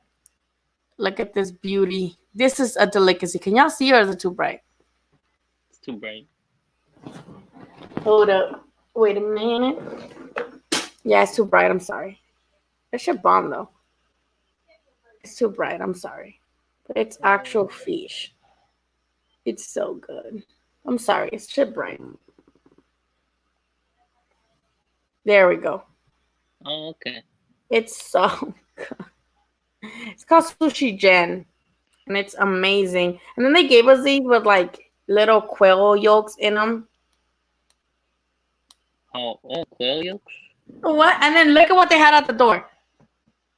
It says WBO lightweight champion Hata Kaneyama was here. That's cool. I'm like, yes. But it's pricey. Really? I don't know. Oh, hold on. It says down here. I don't know. Never mind. It's in Japanese, so I don't know. I'm pretty sure there's a date on it, but it's Japanese, so I can't read it. But like, what city? What city? Like in LA? Oh, in LA, yeah. Like. Oh, okay. In LA, it's so good, but it is pricey. It's called Sushi Gen. Google it. So good. Only sit at the sushi bar. Don't sit at like the tables. It's not the same menu. But like for two people, it's like almost $300. But it's so good. Yuri already said he has no reason to fight Usyk, and I don't blame him. Well, what fight was? I'm pretty sure it was like a Loma fight where they like encountered each other. And Fury went and he was like touching Usyk and he was like measuring him. Did you see that? I think it was at Loma's last fight with Campbell, where Fury literally walks up to Usyk and he's like looking at him and touching him. It was so funny. Who do you think won the Pac versus Marquez 3 fight? I don't know. That's one where a lot of people always say that Marquez kept getting robbed, and then other people kept saying that Marquez kept like being bitchy and like being like complaining and whiny about it. I don't know. Who do you think, Leo? I'd have to watch that fight again. It's been a minute. Yeah, we'd have to watch it. Fights. You don't consider AJ a hard hitter? He's not like a devastating puncher.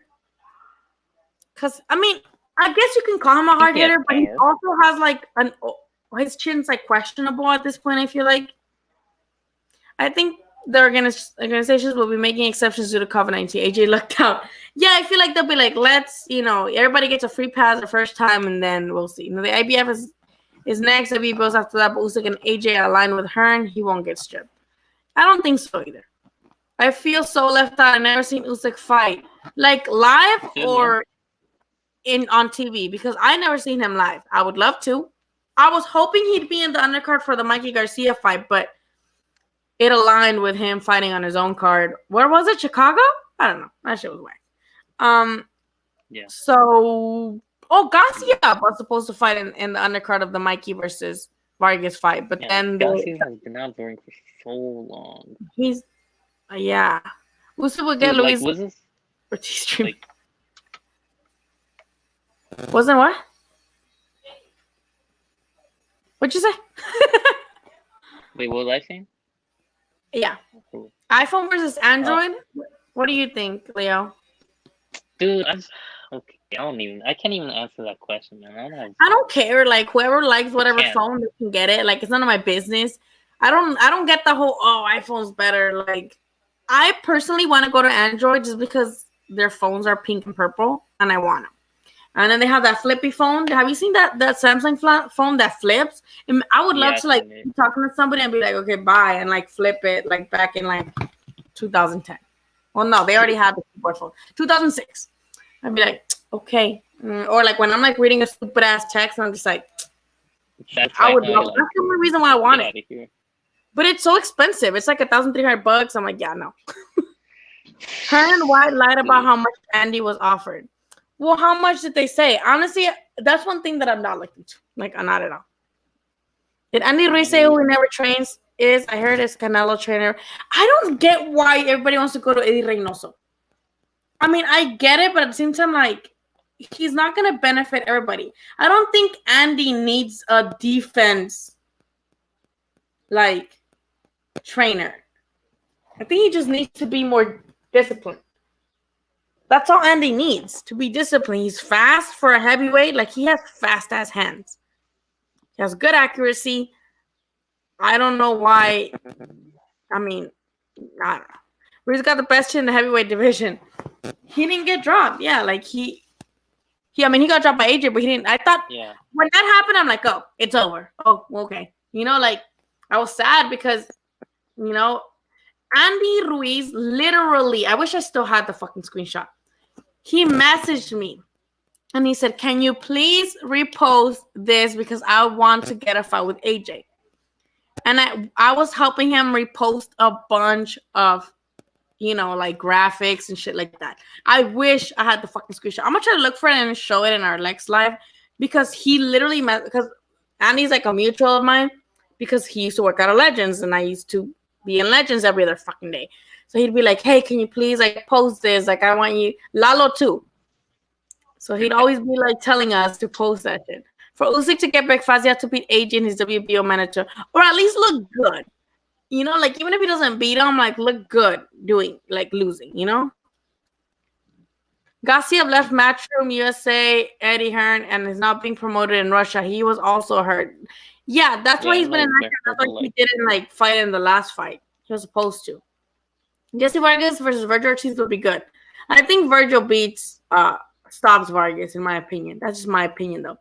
The thing is, though, in my opinion, a lot of fighters are not going to want to fight Virgil until he's a mandatory because it's high risk, low reward. They're just gonna if Virgil drops them or makes them look dumb, they're gonna be like, oh shit. But if they beat him, they're gonna be like, oh whatever, Virgil's a prospect, he's green or something. You know what I mean?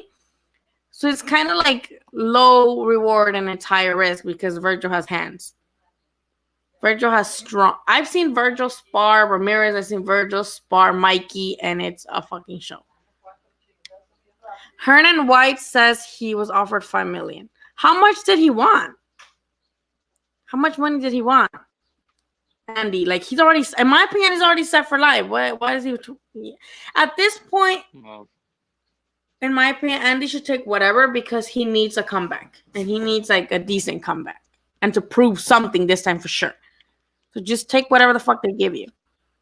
Andy has fast hands, just needs discipline. I think Coliseum was a bit overrated. Yeah, I mean, I don't want to take anything away from Eddie Reynoso, but a lot of people want to throw fighters at Eddie and expect them to turn them into a Canelo, or for them to want to turn them into Canelo. When in reality, every trainer will tell you, you work with what a fighter has.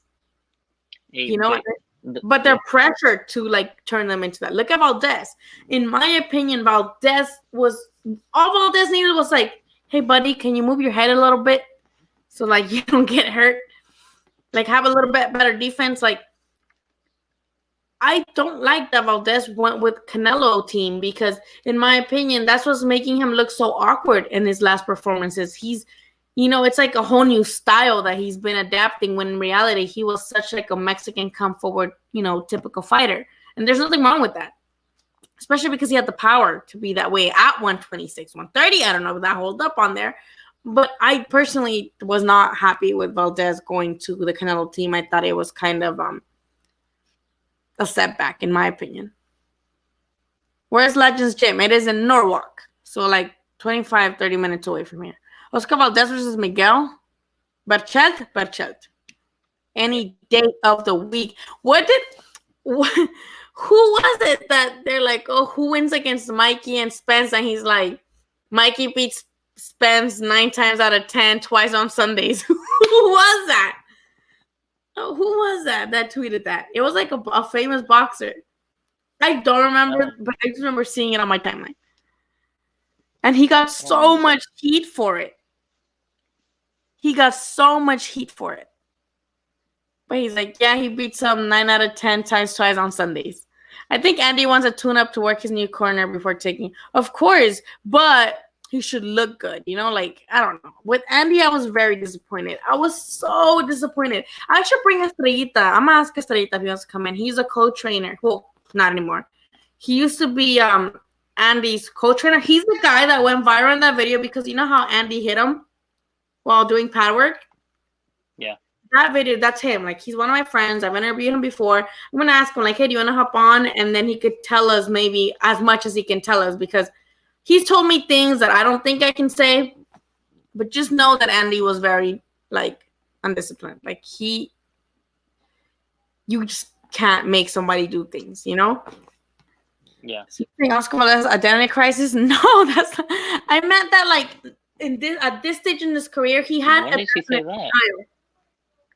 I don't think you know what identity Oh. crisis means, but he already had a style where he was fan pleasing, where he was a high volume puncher, and he was like, you know, he was a typical Mexican fighter that comes forward and throws punches and takes them just to give you two right back.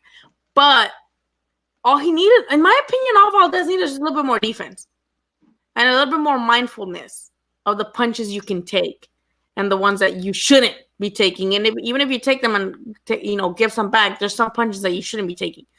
And yeah, he broke his jaw, and that was, well, you know, he didn't break it.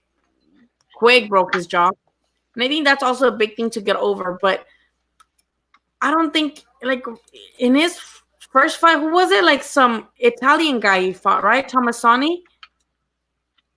Was that the guy, right? To me, yeah, he eventually got the KO victory, but to me, he looked awkward. Like, he's not the same guy anymore, and it's okay to like change your style, or but to me, and again, this is just my personal opinion, I don't think that was a smart decision when it could have been work on your defense but not change your style. You know what I mean? Oh, and he got dropped by that Lopez kid, right? What was that Lopez kid's name? Remember, in a top rank card, he got dropped, Valdez. And then he dropped the other kid. And I think that kid took the fight last minute, because who was Valdez supposed to fight? And then it fell off, and then they threw that kid in there. Remember? What's his name? Remember, his last name was Lopez. And he dropped Valdez, and then Valdez got him hurt in the next round. And then they stopped the fight with like 7 seconds left because he had the kid hurt. And people were mad about that because Adam Lopez. It was Adam Lopez. Adam Lopez. I forgot his first name, and then his last name was Lopez. He had a nice jab, man. He had a nice jab. And that kid's young, and I feel like his net worth just went up too because, hey, like Adam Lopez, like you just went against a former world champion and undefeated former world champion, and you did that thing. People tend to conflate the Reynosos with Canelo's success. He hasn't fully fought people like T'Challa. I think this brings us back to that exposed conversation where, yes, obviously he's going to have difficulties with certain styles. But just because he hasn't fought pure boxers doesn't mean, I don't know, my opinion, that he's not. I don't know. I can't find a mariachi on Twitter. Is that correct, or am I dumb? It is 2 underscores. It's an underscore between EL and mariachi. It's 1 underscore, right? And then 2 at the end, right? Yeah. Thank you for asking, David. Can you see Chavez Jr. change that with the... Why would I see that? I don't think so. That's a strange question. I don't think the zone can afford Triple G not to immediately go into a trilogy fight with Canelo. Don't see him being allowed to take 2 tune-ups. The thing is that Jonathan Banks, who is Triple G's current trainer, he said that they wouldn't fight Canelo right away, right, Leo? Did you see that? Yeah. Jonathan Banks in an interview that he would not take a fight with Triple G and Canelo right away. Yes, Adam Lopez, Goofy, thank you. Yeah, I knew his last name was Lopez. I just forgot. The fight I really want to see in the was Rich Evans' Tank. Yeah, well, that'd be a good fight, dude. I'd be down for that. Like, yeah, there'd be a lot of animosity in that fight. Not with like the fighters, but with the fans. Like Mexican fans, and then the fans that are like purist of like the boxing styles like that, like it'd be like crazy ass shit on Twitter. Twitter is like where I get most of the people arguing, and I'm always like, let me see what the boxing was talking about today, and they're like fighting about. I told you they're fighting about what's his name, about Lomachenko today, and I'm like, what did he do? And I'm like wondering what happened? What happened? No, they just like arguing about it. I'm like, oh, okay. I'm like, typical Twitter. They like to fight about random shit. But again, this live was to tell you guys that I'll be on Twitter.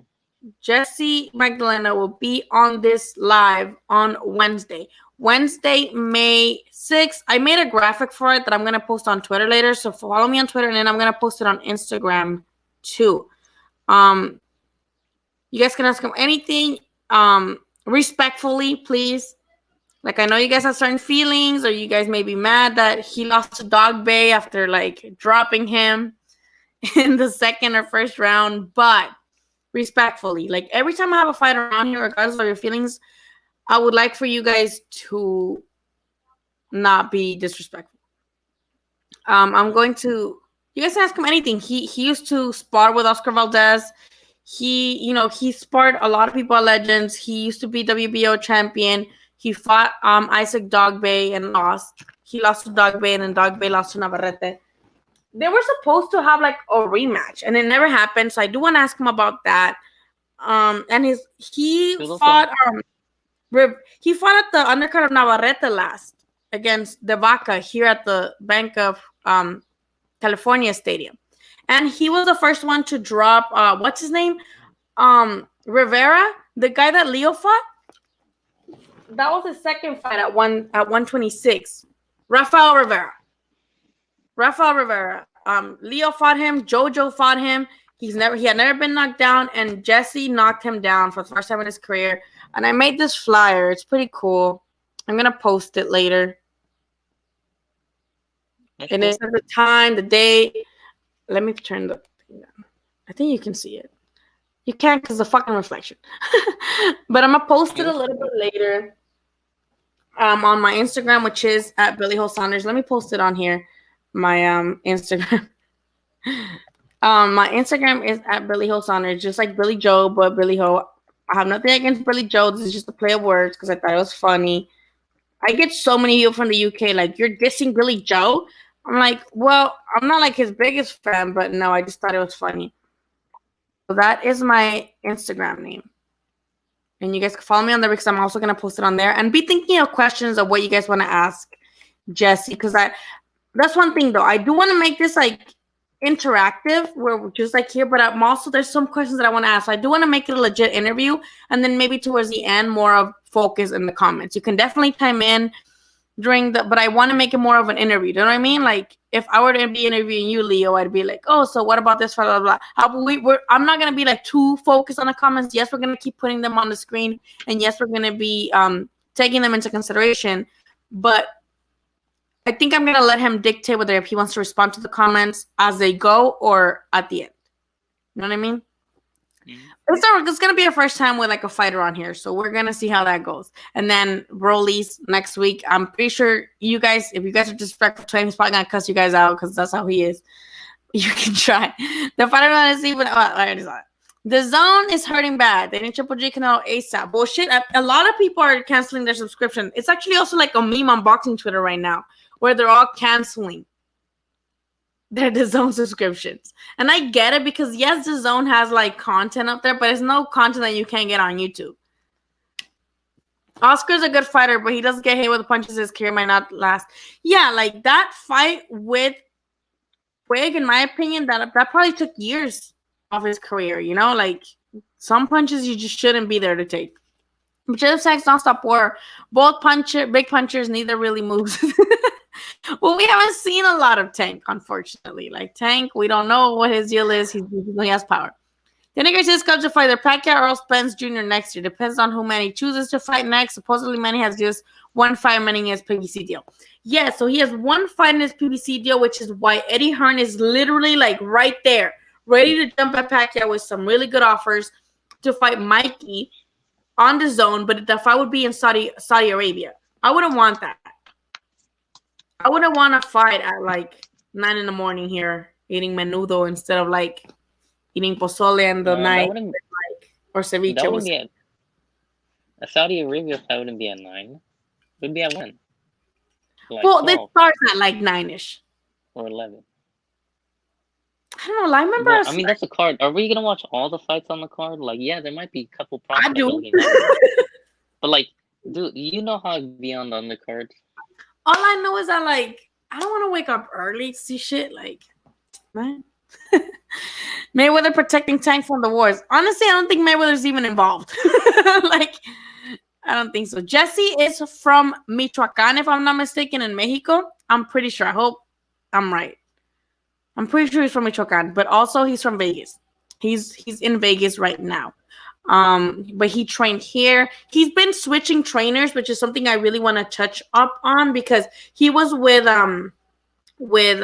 Manny Robles, obviously here at Legends, but Espinoza, who's his manager, took away all his boxers from Manny Robles, because Manny Robles had Raul Curiel, which is like what weight class is that?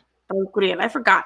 Josecito Velasquez, which is now with Freddie Roach. Both those guys are now with Freddie Roach. They used to be with Manny Robles. Then Jesse and Oscar Valdez were both with Manny Robles as well, and they were with him when they became champions. And then, you know, he kind of took them away, and then now Valdez is with Canelo team. And Jesse at first went with Benavidez Sr.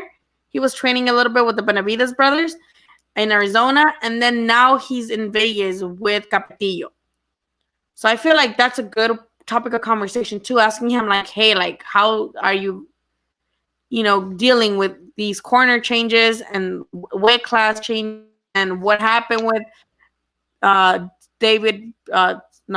Sr., I mean, why didn't you stay there? And then how are you holding up with Capetillo? Also, he had he had Fury in his corner in his last fight, so he's very good friends with Fury. We can definitely ask him about Fury and shit like that. Billy Joe Saunders has fans. That's rude. Yeah. Are you affiliated with ES News, Fino Boxing, or the Mayweather channel? No. Daniel Dubois is a feature of heavyweight division. I mean, okay, that's a valid opinion. Listen. More people might buy apps compared to pay-per-view because of the price. People would rather spend less on an app than... Yeah, see, I don't get why people complain about the Zone. The Zone, in my opinion, is so cheap. Like, even if they put the price up to $20, that's still, in my opinion, pretty cheap. And if you buy it yearly, it's $100. Like, a pay-per-view is like $85. So if a pay-per-view is $85 and you got the Zone, which is like, you got AJ, you got Canelo, you got Triple G, you got the big names in boxing. Why not? Like, Canelo pay-per-view would have been $80 anyway, and you're going to see him fight in the Zone for $100 a year. So I don't get it. I don't get the whole, fuck the Zone. I guess because people are like TV purists, or they want to like be able to just tune into a pay-per-view or be able to order it from their home. And I get it's complicated to like, if you don't have like smart TV, but at this point, who doesn't have a smart TV? Like, I feel like every TV is a smart TV, or you could buy like a Roku, or you could like HDMI it, like put an HDMI on a computer. You can also on your PS4. Or your PS4, right? I feel like the Zone's very flexible with where they offer the app, the app, right? This reminds me of when like analog turned to digital.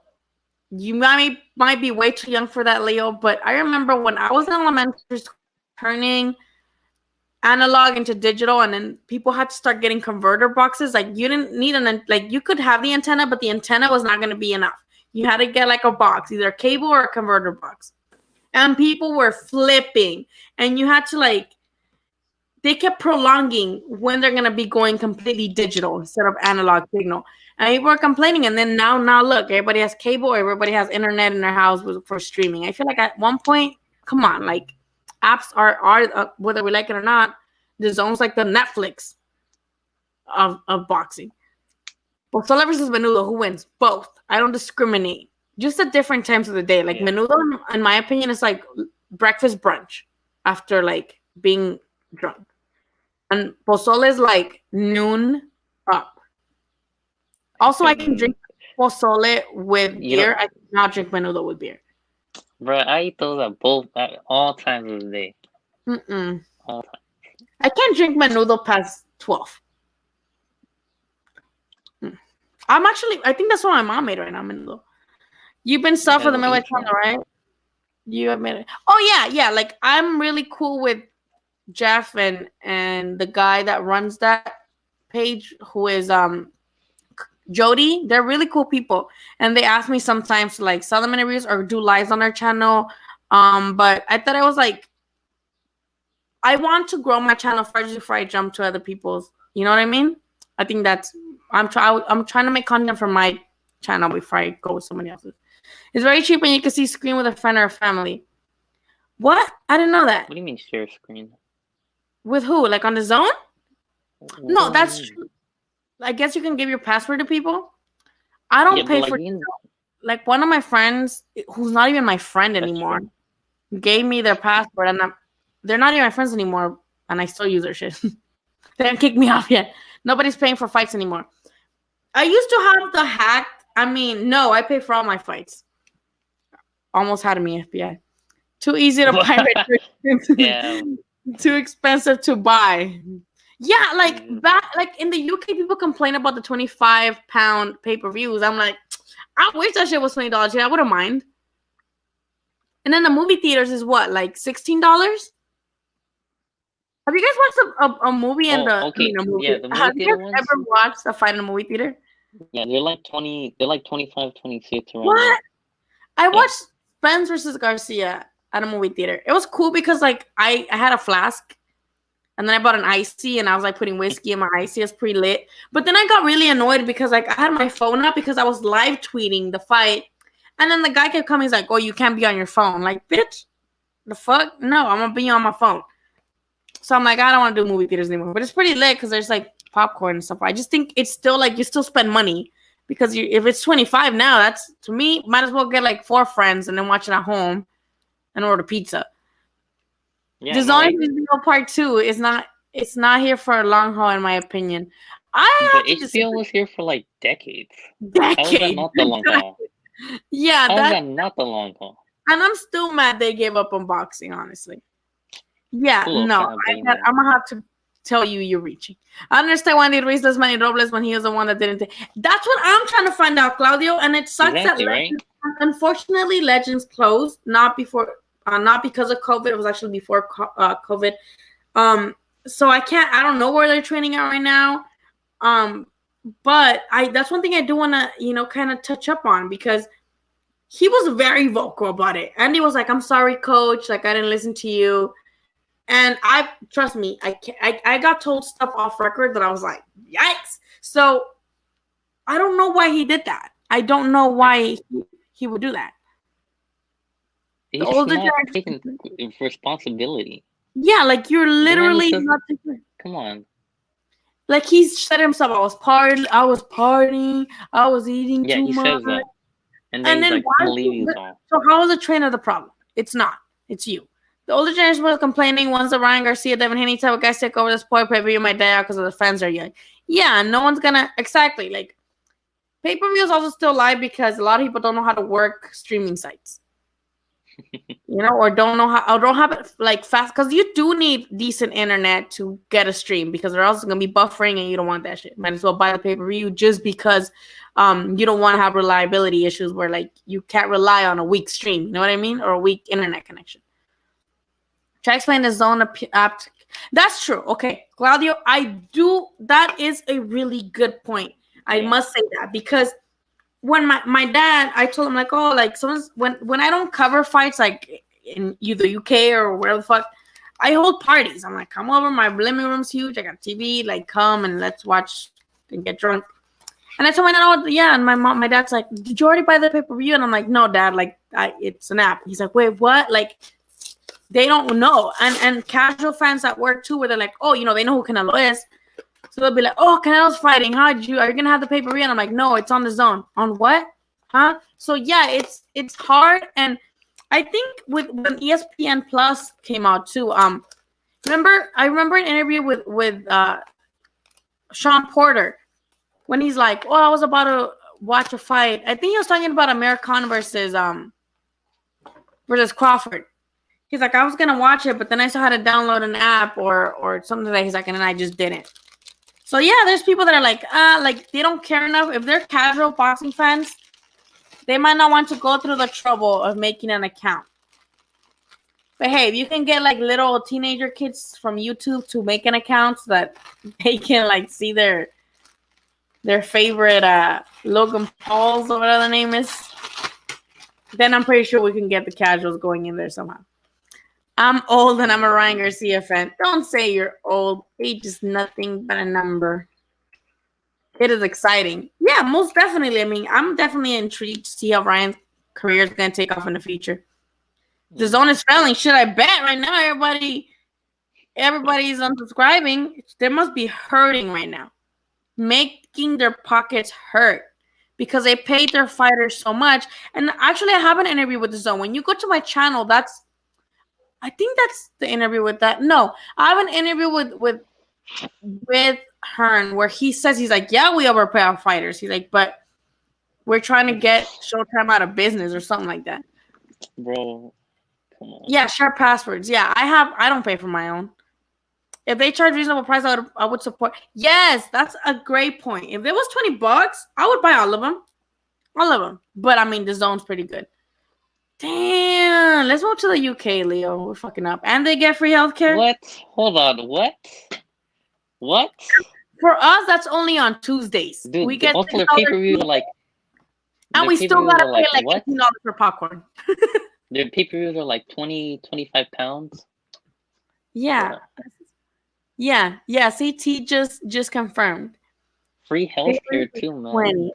Oh, I would love that. It's 85 here. I think it's 80 for standard definition, which who has that anymore? Like, you're not watching it on like a fucking dinosaur computer. His own failing would be a huge blow to boxing. Extreme says the future. Yeah, the here is change. Hell yeah. I saw Hagler Hearns' closed circuit in movie theater night 8. That's lit. Cool. That's lit. They do that in Vegas. Like in Vegas, you can't really order the pay-per-view in the strip area. Like you can't just be like, well, I couldn't get a ticket to this fight. I'm gonna go chill in my hotel room and order it. No, you can't do that. You have to go to a closed circuit. Anywhere it's usually like $100 to go in just to watch it. And they have like TVs everywhere and then, drinks and shit. And people fight.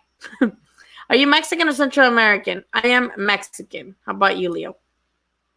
Mexican as well. We Mexican. But I love Central American food. So love the movie theater experience, especially for a date. I went with friends, so I can't say that, but I could definitely see how it's like more of a cool thing. Maybe not though, because like the chairs I went to were like the chairs that like incline all the way to the back. And I feel like when you're in a date, you can't like be like snuggled up because the chairs are big and they got that stuff in the middle. But I don't know. Also, I don't know. When we went there, they weren't being really like loud, which bothered me because I'm like, these people are like boxing fans. Why are they not screaming? I don't know. But there was not really much going on because it was Mikey Garcia versus Spence. So never mind. There's not much going on. ESPN at the end, ESPN and Fox are more viable in my opinion. Well, that's why I think the problem was with ESPN Plus. It wasn't that it was a streaming thing. It was that they were like, what the fuck? Like, we already pay for our cable subscription and we have to pay more because ESPN is not part of the regular cable package. Like, you have to get, and then you got to pay $5 for something else. Like, that was the problem, I think, with people in ESPN Plus. That they were like, wait a minute, like, this is too much. Like, I'm already paying cable. I'm paying a premium package. And now plus $5? No. And yeah, and that ESPN Plus is just not even on the TV. It's also part of the app, too. Mm-hmm. So I'm just like, I didn't like when they were doing like, oh, the fight's going to be on ESPN3 and then it's going to move on to ESPN and it's going to move on. The last part is going to be on ESPN Plus. So I'm like, that part I didn't like. They did that with the quadruple header they had with Kovalev and Alvarez, and then I think Valdez fought too in that. It was like a quadruple header. And they were like back to back, but in different ESPNs. Like one was ESPN. I remember that. It was a football. It was like the day before Super Bowl, right? Yeah, something like that. And I'm just like, I kept moving. I was like, okay, let me see. At the time, I didn't have a smart TV in the living room, so I was just like, okay, I have to like HDMI it. So I was like, HDMI, and I was like, oh fuck, like I can't. Like it was so annoying. That was confusing, man. Showtime is on its way out. Oh yeah, Showtime ain't getting crap. Like I mean, they're getting like Leo fights, right? And then Carlos, they fight on Showtime. They also get. That's it. They get the Charlos, and I mean, they used to get Mikey, but now he's fighting on his own. Huh. So yeah, that's fucking awesome. I don't know. Yeah. I got Gallo Estrada and Chocolatito in the rematch. I do too. Yeah, I think Gallo I has agree. gotten so much better. Like Gallo's like, yeah, I lost, and he's just like so much better since. Gallo, I love him. Like he looks so good in the ring. But we have to admit, Chocolatito did great against Jafai. Like you can drop it to the whole UK fighters are just like overrated or whatever. You could say that. But I personally really liked how Chocolatito looked. Like he looked great. Man, remember you were stressing in that fight. You were like, I oh my was gosh, I feel like Chocolatito's gonna get knocked out. I was ringside for that. You guys, I was so sad when Chocolatito got knocked the fuck out here at the StubHub. I was so sad. Man, So I was I think I tweeted something like, I just don't see Chocolatito winning this fight. Also because come on, like he fought in like China somewhere, but it was like a hanky panky fight. And then the fight. Lily, but had you seen Cal fight? I know. I mean, I had, but the guy nervous. Okay, like because the way I broke it down was he likes to come forward, he likes to fight on the inside, but he doesn't have a lot of power. Yeah, he doesn't. So Chocolatito's gonna get in there, and then he's just gonna show like the difference in power and like overall experience. I was just scared. Like when I like fighters, like I get like, especially I think not because I like fighters. When I like fighters, so I've got knocked the fuck out cold before. Like that happens to me. I'm like, oh fuck! I was so scared, and I was like super surprised. Never paid for a pay-per-view in my life. Got on the stream. Hey, the FBI is gonna be watching. Okay. FBI on your door at 3, 2, 1. Stealing stream sucks ass. I like trusting back. It's like trusting Definitely finding a good stream could be a bit of a challenge, and then you can't trust that the signal won't die at any minute. That's happened to me several times. And I'm like, oh hell yeah, I got a good ass stream, and then all of a sudden it's like dead, or it's like laggy, or I noticed that the timeline's talking about something that hasn't even happened on my stream yet, and I'm like, might as well just buy it because I don't want to like do this. I'm pulling for Canelo versus Charlos. Let's make it happen. That's honestly probably the least likely fight to happen because of the whole PBC zone thing. I don't think that's gonna happen. Yo, you know what? Yeah, you might be right. Like that's the last thing. Right. I don't see that happening. I'm going to theaters for a fight. You'll probably pay some prices being at the fight live after you get popcorn and soda. Yeah, and there's beer. Not including the ticket. Yeah, some movie theaters sell beer too. So if you're like planning to get a beer and shit, like, yeah, you're going to be paying just as much probably. I hope you're able to get Manny Robles interview on the live. That'll be dope. I don't know if I can get on the live because I can bring probably Estrellita on the live, but they're not like tech savvy people, I don't think. So maybe I'll go once everything reopens. I don't know. I'll ask though. You guys think we'll see an upset in boxing returns? I would love to see. That's a good ass fucking topic to bring up too. I'm interested. Because a lot of fighters, yes, they're good, but they're not the most disciplined. So are they like just bullshitting right now? Eating like Tank? He does that shit in between fights anyway. Like imagine, like with quarantine. Yeah, other lives for like he's just eating like junk food. Like I remember a while ago. Like I think it was his fight against. I think about how I was thinking about that the other day. Like, how will this quarantine negatively impact fighters? I have a friend who has a really good prospect right now, and Tom Loeffler recently signed him. He got him from Sonora. Like the kid is good, and he was about to fight on March 29th, I believe, and he was promised like that after after a couple fights, he was gonna fight in the undercard for Canelo Triple G3, and then right now it's like fuck, like. This happened, and then the kid got a girlfriend. So the kid's like in Mexico in his house with his girlfriend. And my friend who's his trainer is like, oh my god, like I hope he doesn't he's not getting fat. I hope he doesn't get this girl pregnant. Like he's stressing right now because the kid is good. He's from Sonora. I have an interview with him actually on the channel. His name is Adrian Mendoza, if I'm not mistaken. So I have an interview with him. So he's stressing right now. You see my guy Ugas everybody. Ugas is such a good fucking fighter.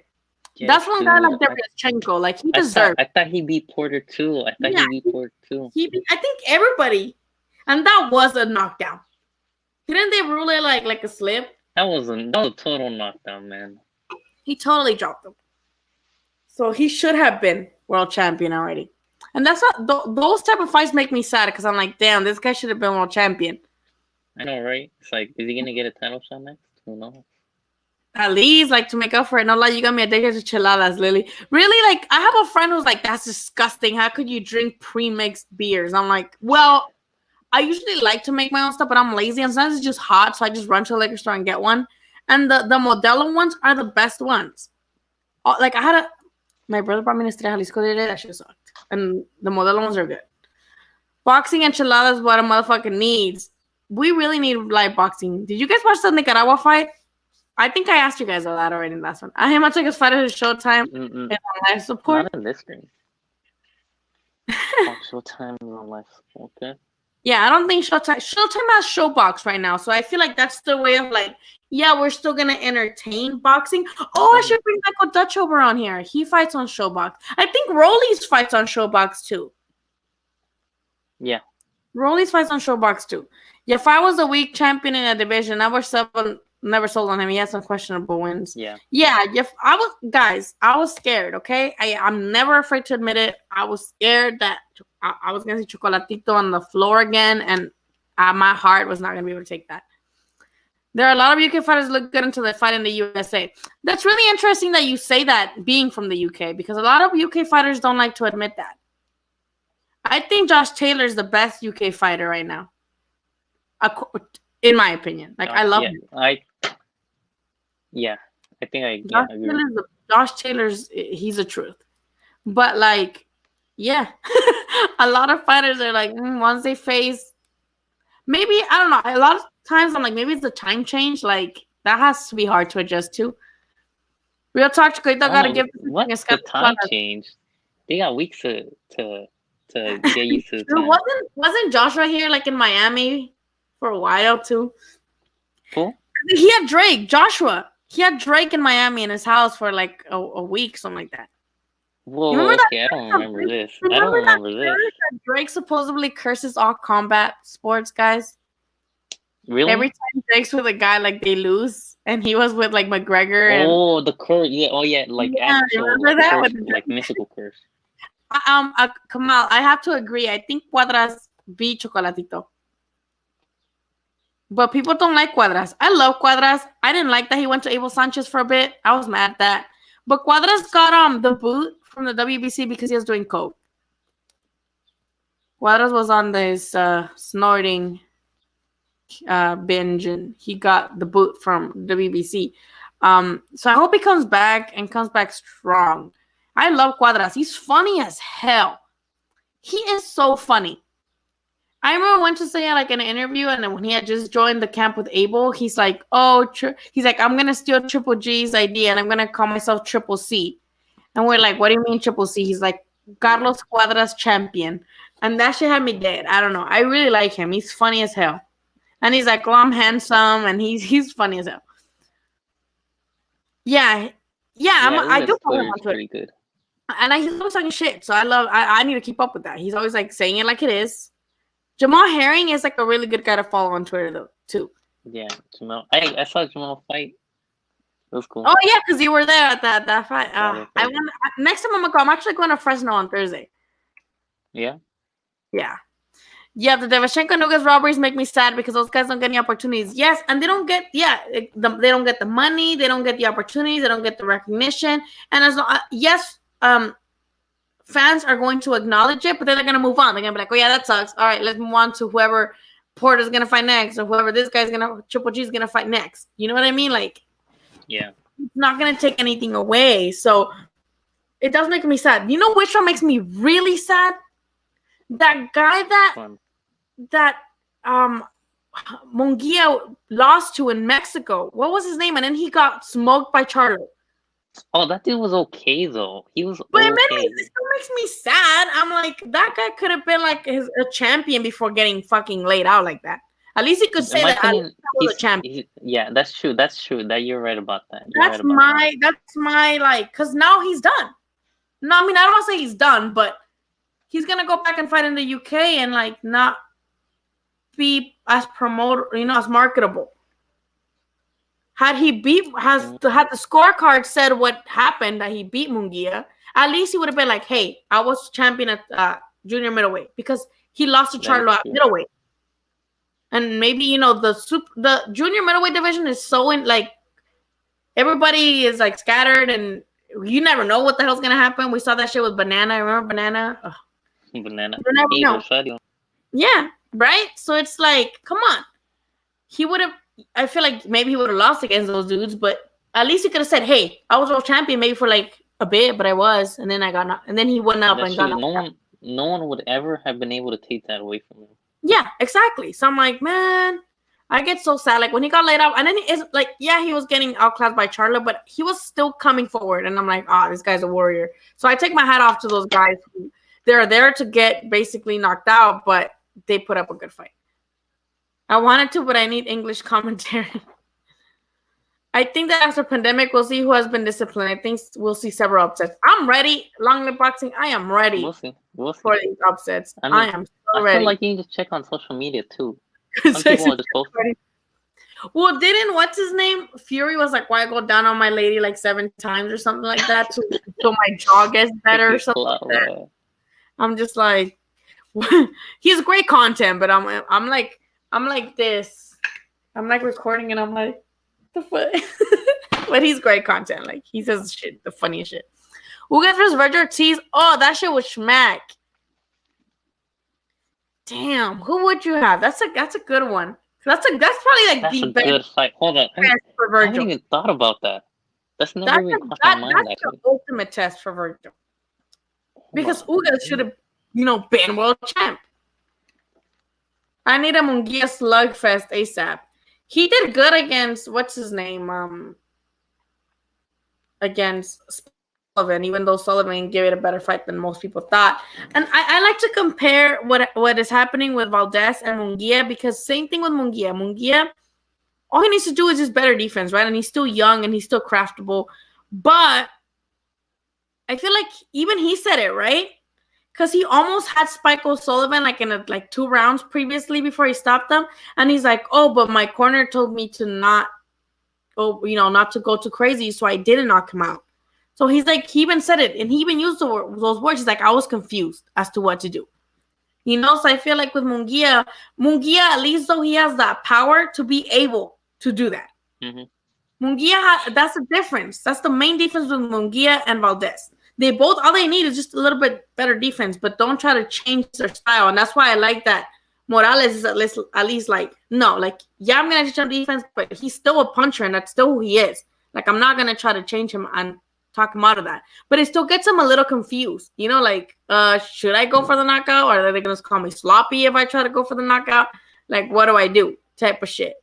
But Munguia, again, has the power to take those liberties to be able to be like, I don't know, what do I do? Valdez, not so much. He has punching power, but at 130, I don't know about that. Outside of Fury and AJ, Taylor may be the best Brit. I don't rate him as high as others do. Saunders and Caleb Smith have been inconsistent. Yeah, Caleb, a lot of people thought Caleb lost to that Riley fellow, right? That's his name, Riley something. And then Saunders, ever since they found out he was on that nose, what was it, like some nostril medication? What did Saunders get caught with? He blamed it on like... Oh, it was it was a freaking... It was like a nasal spray. It was a freaking like the... Yeah, nasal spray. The UK Vaporub? No, it was like the actual... I think it's the ones that you actually like put in your nose and you like go like... Yeah, ever since then, he has not looked that great. That's another one I feel bad for. That was it an Argentinian kid or Venezuelan kid who fought him in the YouTube fight undercard, and he won a lot of rounds, and only to get knocked out in the 12th. Like his corner was celebrating, remember? Was it an Argentinian kid or Venezuelan? Where they were celebrating already that they were going to beat BJ Saunders, and then BJ Saunders knocked them out in the 12th round or 11th. I'm not sure. That shit was crazy. Dennis Hogan. Yeah, I thought of Australia. Oh, I thought he is from Ireland, but then... okay. I know, dude. That's why I felt bad for him. Like, at least he could have said I was world champion for like 5 months. And then, or stayed in that division and made a couple defenses and then lose. So I don't know. That should make me sad. My baby Mana Serrano beat Katie Taylor if the judging is fair. Yeah, I don't know about that because I have to agree. What was that guy? Remember, Leo? There was a guy on here that kept saying that Katie Taylor beat Delphin Pursuit, and I'm like, no, she did it. Remember that guy who's like, let's watch that fight? There was a guy on here in our last live, back when I used to do lives on just YouTube without this thing. He would always be like, let's play that fight. Let's play Katie Taylor versus Pursuit because you keep saying that. Yeah, remember him? Whatever. Sure. I don't remember him, but like she did not beat that girl. No, and hey, I felt did you hear though? Did you hear Pursuit was in she was trying to get into the Olympics. She was trying to be an Olympian. I didn't read that. Okay, I felt so, like she cried at the end. Like she cried so hard, and I was like, man. No, but like Pursuit was trying to be an Olympian, right, for the 2020 Olympics back when they were still doing qualifiers. Yeah. And then she ended up losing. She lost in the qualifiers. The Olympics is something else. Yeah. Like they're scored differently. It's a whole different like slickness to it. You have to be, I feel like, in the amateurs longer, and like in that circle to be able to capitalize on it. Munguia versus Hurd would be a war. I would have loved to see that one because they both have no defense. Munguia versus Hurd would beat Munguia. It wouldn't. He has more stamina too. I would love to see that though. Munguia is just too green. But I don't blame him. The thing is that like I can't be mad at the kid because the only reason he became a thing is because he was in everybody's mouths because Triple G wanted to fight him. When Canelo fell out, he wanted to fight him. The commission was like, no, this kid has never even fought 12 rounds before. This kid had never fought anybody with no losses before. So no, like Triple G, crazy. No. But then, that's how people realized who he was. I knew who he was because I used to live in TJ, so I knew who he was. But that's when the majority of boxing fans knew him, right? And then Golden was like, hey, don't worry. Do you want to fight our young fellow here, Saddam Ali? And then we saw what happened there. It was just size. So he was served that in a silver platter. Like, he got served that opportunity in a silver platter. And he was not like, I'm not ready for it. No, he's like, fuck it, let's do it. Right? And you can't blame him for being a champion. Yeah, he was too green, but the way shit happened, like, that's what happened. Oh, my God. That's crazy. Damn. We need to bring a man's Ron on here. Clarify all this. And like, who has over boots in it? I would have to agree, probably. That'd be a good round robin right there. Uh-huh. I would love to see that one, but I wouldn't want Virgil to fight Ugas before he fights like who I said, the Omar Figueroas, the Granadoses of the world. He's Argentine, Cáceres Argentina. Zurdo is one of the best fight.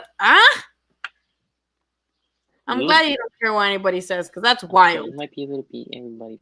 Oh, okay. That's definitely that's an interesting take. Most definitely. I don't think Zurdo is as bad as people like say he is, but like I don't think he's like super good. I've never been impressed by him. I'm just gonna say right now. And I think right now he's doing what Mikey did with Top Rank, where it's like, I'm gonna like wait out my contract.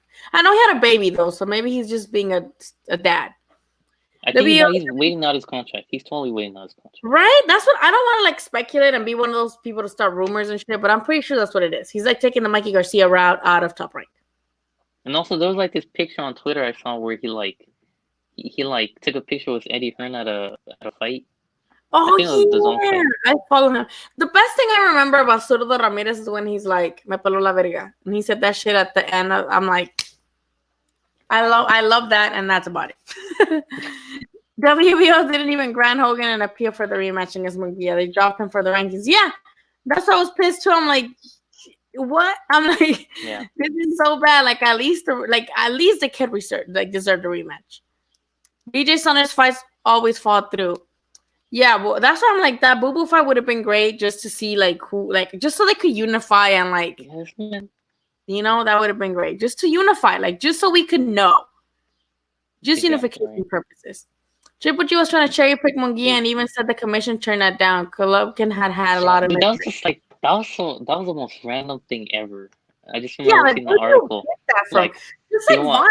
Where do you get that from? Like, come on. It Vaughn was was so like random. not even 160. He had lost his last fight, and his last fight was 2 years before that. So it's like, really, you couldn't find anybody else? Find that a little bit hard to believe. When Dereschenko was also free at the time, maybe because they were scared, I think, to jump into negotiations with Dereschenko because it was such a short term thing, like short. I mean, not short term, short notice. I tripped Googling Virgil Ortiz ranking. My phone started tripping. He most likely ranked the highest in the WBC rankings. I'm not sure, actually. I'm going to bring him on. I'm a message Yeah, I'm to him not and be sure like, either. and we can ask him. Oh But yeah, you again, need to get a Shaki Foster. I need to ask him. See if we can come in. I just get shy with him because it's weird because he's my friend and we're mutuals, and he has told me before, like, he's my mutual on everything. Instagram, Twitter, he's DM me shit before, like before fights happen, he's told me. But because he's so young, like, I'm scared to ask him stuff without his dad being there. You know what I mean? Like, usually, like when I got the interview with him, I asked him because we're mutuals. So I'm like, hey, just saw your fight got announced. Can I come by and like ask you for an interview? He's like, yeah, sure. Like, I'm here these days and these other times. Cool. But I'm like, I can't just drop by. I have to ask his dad. To me, I don't know, maybe I'm old, but I would have felt it was disrespectful for me to just drop by without talking to his dad. So I got his dad's number. No, his dad follows me too on Instagram. So I messaged his dad on Instagram and I was like, hey, this is my number. I already talked to Virgil, but just want to get the okay from you. And he texted me. He's like, yeah, come by these days. So I feel like now I'd rather ask his dad before I ask Virgil. But Virgil, I know, just bought a house and he's not living with his dad. So I'm like, okay, that's what I've been debating in my head. Maybe it's just anxiety and I'm just like overthinking it. But I'm like, do I ask his dad, who's not even living with him anymore? Or do I just hop in Virgil's DM? I was supposed to go interview him for this fight that last week. And then it got announced that it was canceled. And I was like, so I'm gonna be like, hey, just come in like on the thing. It's easy, right? Leo, with the link? Yeah, it's really easy. Right? Okay. So I feel like that's what I was scared to him. Like, he's gonna be like, how do I do this or something? Just remember if he's having any problems, you just need to tell him to give permission to the site. Is it an app or how? It's not an app. It's like literally on my browser. Oh, okay. Because I opened But the link. a pop-up comes like, up and it tells you to give it permission. It's just a new tab. It's a new tab, and it'll already. It's like if you haven't given it permission yet, it'll ask you like, "Is your camera attached?" Whatever.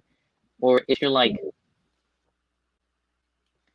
if it already has permission, it'll show like your face, and it'll be like the options to like unmute yourself, show face, like adjust your audio, whatever, and then it didn't let you enter into the backstage. Yeah, and then in the backstage, you can see everybody. Okay, got it. My top 3 female boobs. No, but Hannah. I love Hannah Gabriel. Okay, Chief. How about Sanisa? Sanisa Estrada. I love Sanisa. She's amazing. Triple G was Mr. Active, Mr. Mandatory when the middleweight division was dead, but stumble bombs. As Aaron says. But when the division got challenged, he did a 180. Most overrated fighter. I would never call Triple G overrated. And I do think he was avoided for a lot of times. So that's my take on it.